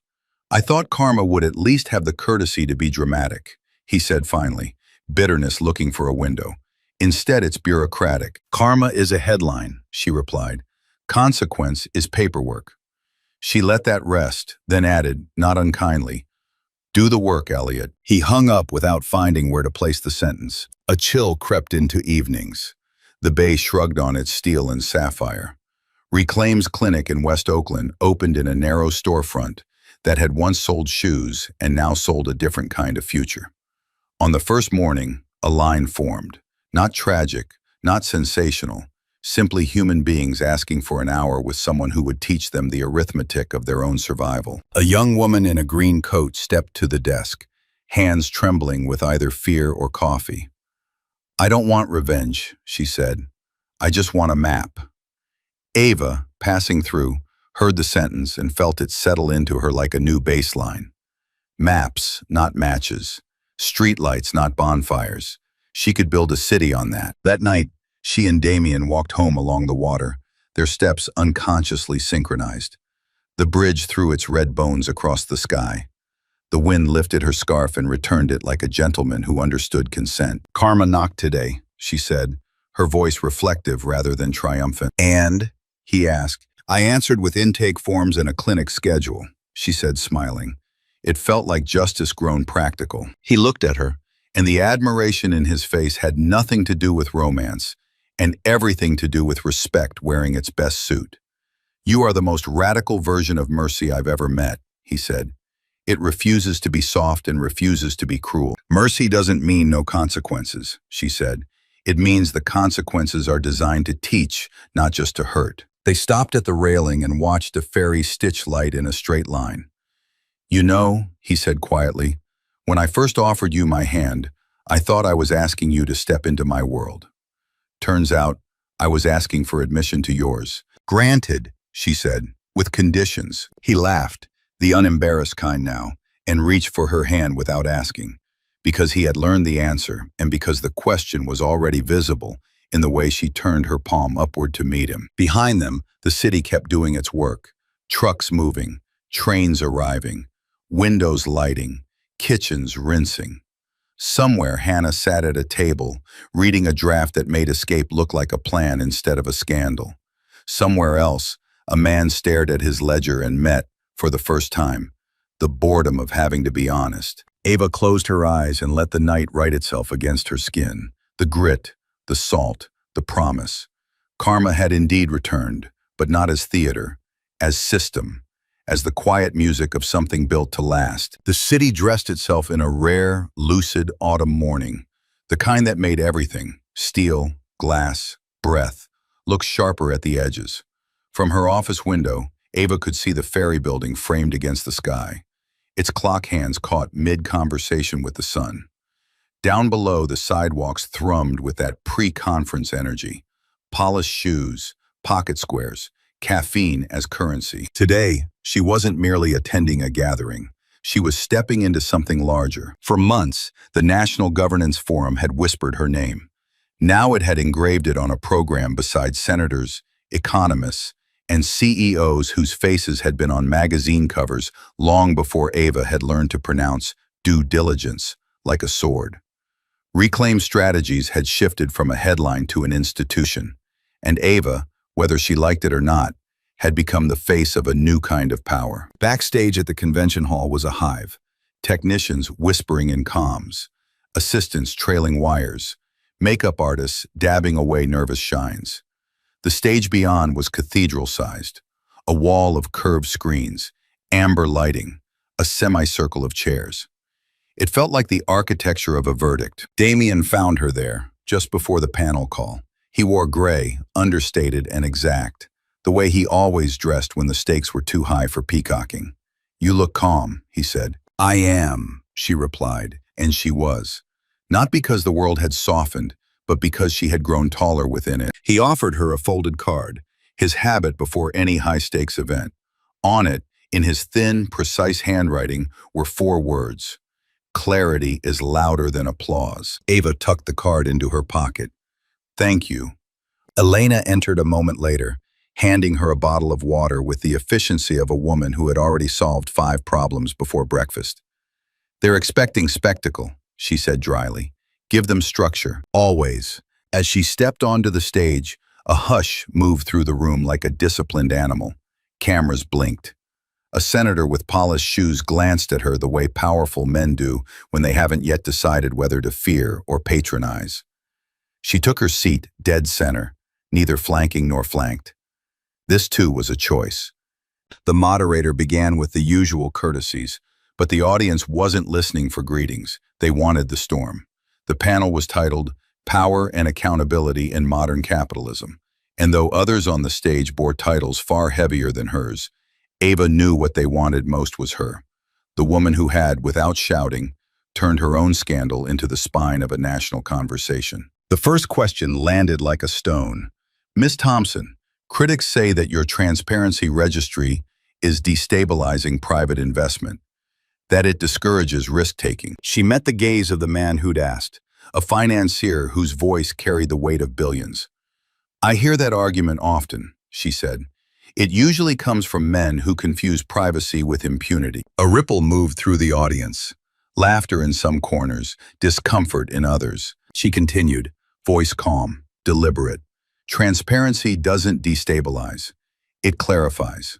What's fragile isn't the market. It's the myth that power isn't accountable to anyone. If risk-taking requires shadows, perhaps it's not risk-taking. Perhaps it's theft." The financier leaned back, a smile like a bruise forming on his face. But the room shifted. They always did when someone named what they had been told not to see. Another panelist, a former Treasury official, attempted a deflection. Talk of innovation, competitive edge, regulatory burden. Ava listened without interrupting, then leaned into the microphone with the kind of precision that made other people straighten their posture. "Power," she said, "is not a private performance. It's a public inheritance. We are stewards, not kings." Silence landed like a new law. Later in the Q&A, a young woman from the audience stood, barely 30, blazer too big for her shoulders, voice shaking just enough to matter. "Miss Thompson," she said, "how do you do it? Stand in rooms like this, in front of people who once decided what mattered, and tell them they don't own the rules anymore." Ava's throat tightened for the briefest moment, not with fear, but with the weight of recognition. She saw herself in that young woman, standing once in a ballroom where her worth had been measured in who she'd arrived with. "I don't," she answered. "I remember that they never owned the rules to begin with. They just made everyone else forget. My work isn't about defiance. It's about reminding the room of its true architecture." The applause began slowly, not the brittle applause of politeness, but the grounded kind that grows from conviction. Backstage afterward, officials and CEOs clustered around her like moths in good suits. Some were hungry for alliance, others for camouflage. Ava knew the difference. She accepted their handshakes, smiled without surrendering, and filed names into the mental ledger where future decisions lived. One of the last to approach was the senator, who'd looked at her earlier with quiet calculation. Up close, his face was handsome in the way expensive wine is handsome. Aged well, designed to be admired. "You shook the room," he said, "and you didn't have to raise your voice." She tilted her head. "The truth is efficient that way." He smiled. "We're drafting new procurement transparency standards. I'd like you to co-chair the advisory panel." For a moment, the old version of her, the one who once believed proximity to power was itself a kind of achievement, would have fluttered. But the woman she had become felt something steadier, the quiet satisfaction of earned influence. "I'll consider it," she said, "if the panel has teeth. I don't do ornamental governance." His smile faltered, then deepened. "Then perhaps we need you more than we'd like to admit." That night, she returned to her office after the noise had drained out of the day. The building was still, the glass catching the last glimmer of streetlights. Damien waited in the doorway, leaning against the frame like a man who'd rather observe than interrupt. His tie was gone, his eyes proud. "You moved the center of gravity," he said. "No," she corrected softly. "I reminded it where it belongs." He walked toward her, not in a rush, just steady. "I've seen people hold power. I've seen people chase it.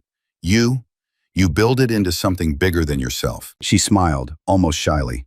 "That's the only way it lasts." For a while they said nothing. He stood beside her at the window.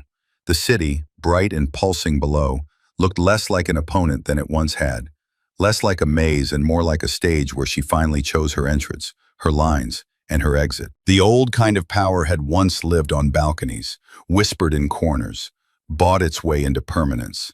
What she was building lived under streetlights, written in daylight, carried by people who didn't need permission. As midnight approached, she stood alone at the glass, watching the bridge stitch its red light across the water. This, she thought, was what power should feel like. Not ownership, not dominance, not applause. A steady pulse in the dark. A structure you could build a city upon. A stage no longer reserved for someone else's name. Winter came with a gentleness that felt earned. The bay wore its steel calmly. Mornings opened like clean pages. On the first day of the year, Ava unlocked the glass door at 333 Fremont and stood in the quiet of what she had made. Oak floors, a table that had hosted both strategy and soup, a whiteboard scrolled with the handwriting of women who were done whispering. The thermostat clicked, the lights rose, the room inhaled. Ava moved slowly through the space, palming the backs of chairs as if taking attendance. Here, a chair where a founder had wept, not from despair but relief. There, the corner where the first audit went live and someone, she'd never discovered who, left a sprig of rosemary for remembrance. On the far wall, the quotes she'd framed hummed like tuning forks. She stopped at the one she'd added in December, a line she'd copied from her mother's kitchen magnet and promoted to doctrine. "Do not be reduced, be distilled." The city had learned her rhythm. Grants now wrote themselves toward her mission. Boards called not for her name, but for her practice. The registry's second version had launched with teeth and mercy. The West Oakland Clinic had doubled its hours and halved its waiting list. Hannah signed her final documents with an unfussy pen and thanked Ava not for compassion, but for design. Even Elliot had disappeared into a quieter sentence. Employed, solvent. No longer the author of anyone's fate. It was not triumph. It was the weather after a storm finally remembers how to be ordinary. At noon, Reclaim's team flowed in. Boots stamped clean, scarves unwound, laughter quickened by cold. Elena briefed in her usual cadence, efficient and warm. 5 new applications for disclosure status. Press requests declined. A quarterly plan inked and ready to argue with optimism. Meetings braided themselves into early afternoon, not like battles but like stitching, steady, useful. Between calls, Ava looked out at the water and thought of beginnings as a kind of habitat, not a date on a calendar. She remembered the woman at a different threshold months ago, palm on a doorframe, learning that love takes many forms and possession is none of them. She remembered the midnight whisper that had named the first true door. She remembered standing at a podium and discovering that clarity, spoken cleanly, could draft a room into truth. The elevator chimed. The door opened. Damien walked in carrying a paper bag that smelled like cinnamon and winter citrus. He was bareheaded, stubborn, handsome, slightly wind-flushed, and he held the bag aloft like an offering to the gods of good mornings. Obligatory first-day pastries, he said. Elena threatened to unionize if I brought anything gluten-free. Wise of her, Ava replied, smiling. Come in. The year needs sugar that tells the truth. They sat at the long table with coffee that refused to cool, breaking pastry with the quiet intimacy of people who know when to speak and when to honor the grace of chewing. Conversation moved from governance to groceries to the kind of pettiness that marks healthy workplaces. Someone had swapped the markers, again, caps mismatched like shoes after a party. Outside, a gull rehearsed its single joke and laughed obligingly. Damien wiped a thumb along the rim of his cup. He had a stillness a room could lean against. There's a place in Mendocino, he said, casual as weather. Cliffs, cypress, a docile ocean. They built a small amphitheater out of wind and patience. I'd like to take you there, and I'd like to ask you something in the kind of air that doesn't lie. Ava set her cup down. Her heart nudged forward, not with fear, but with recognition. Ask me here, she said. Let the world watch and then mind its business. He smiled, that unadorned smile she had learned to trust. He reached into his jacket and took out a small velvet case that had the audacity to be cliché and the grace to be simple. He didn't open it. Instead, he rested his other hand, palm up, on the table between them. Ava Thompson, he said, and the name in his mouth sounded like respect wearing its best shoes. Will you keep doing this with me? Building government in rooms that don't pretend. Translating love into governance and governance into love. Will you marry me? Not to complete either of us, but to multiply what we already are. She did not think of balconies or press or dresses that glimmer without telling the truth.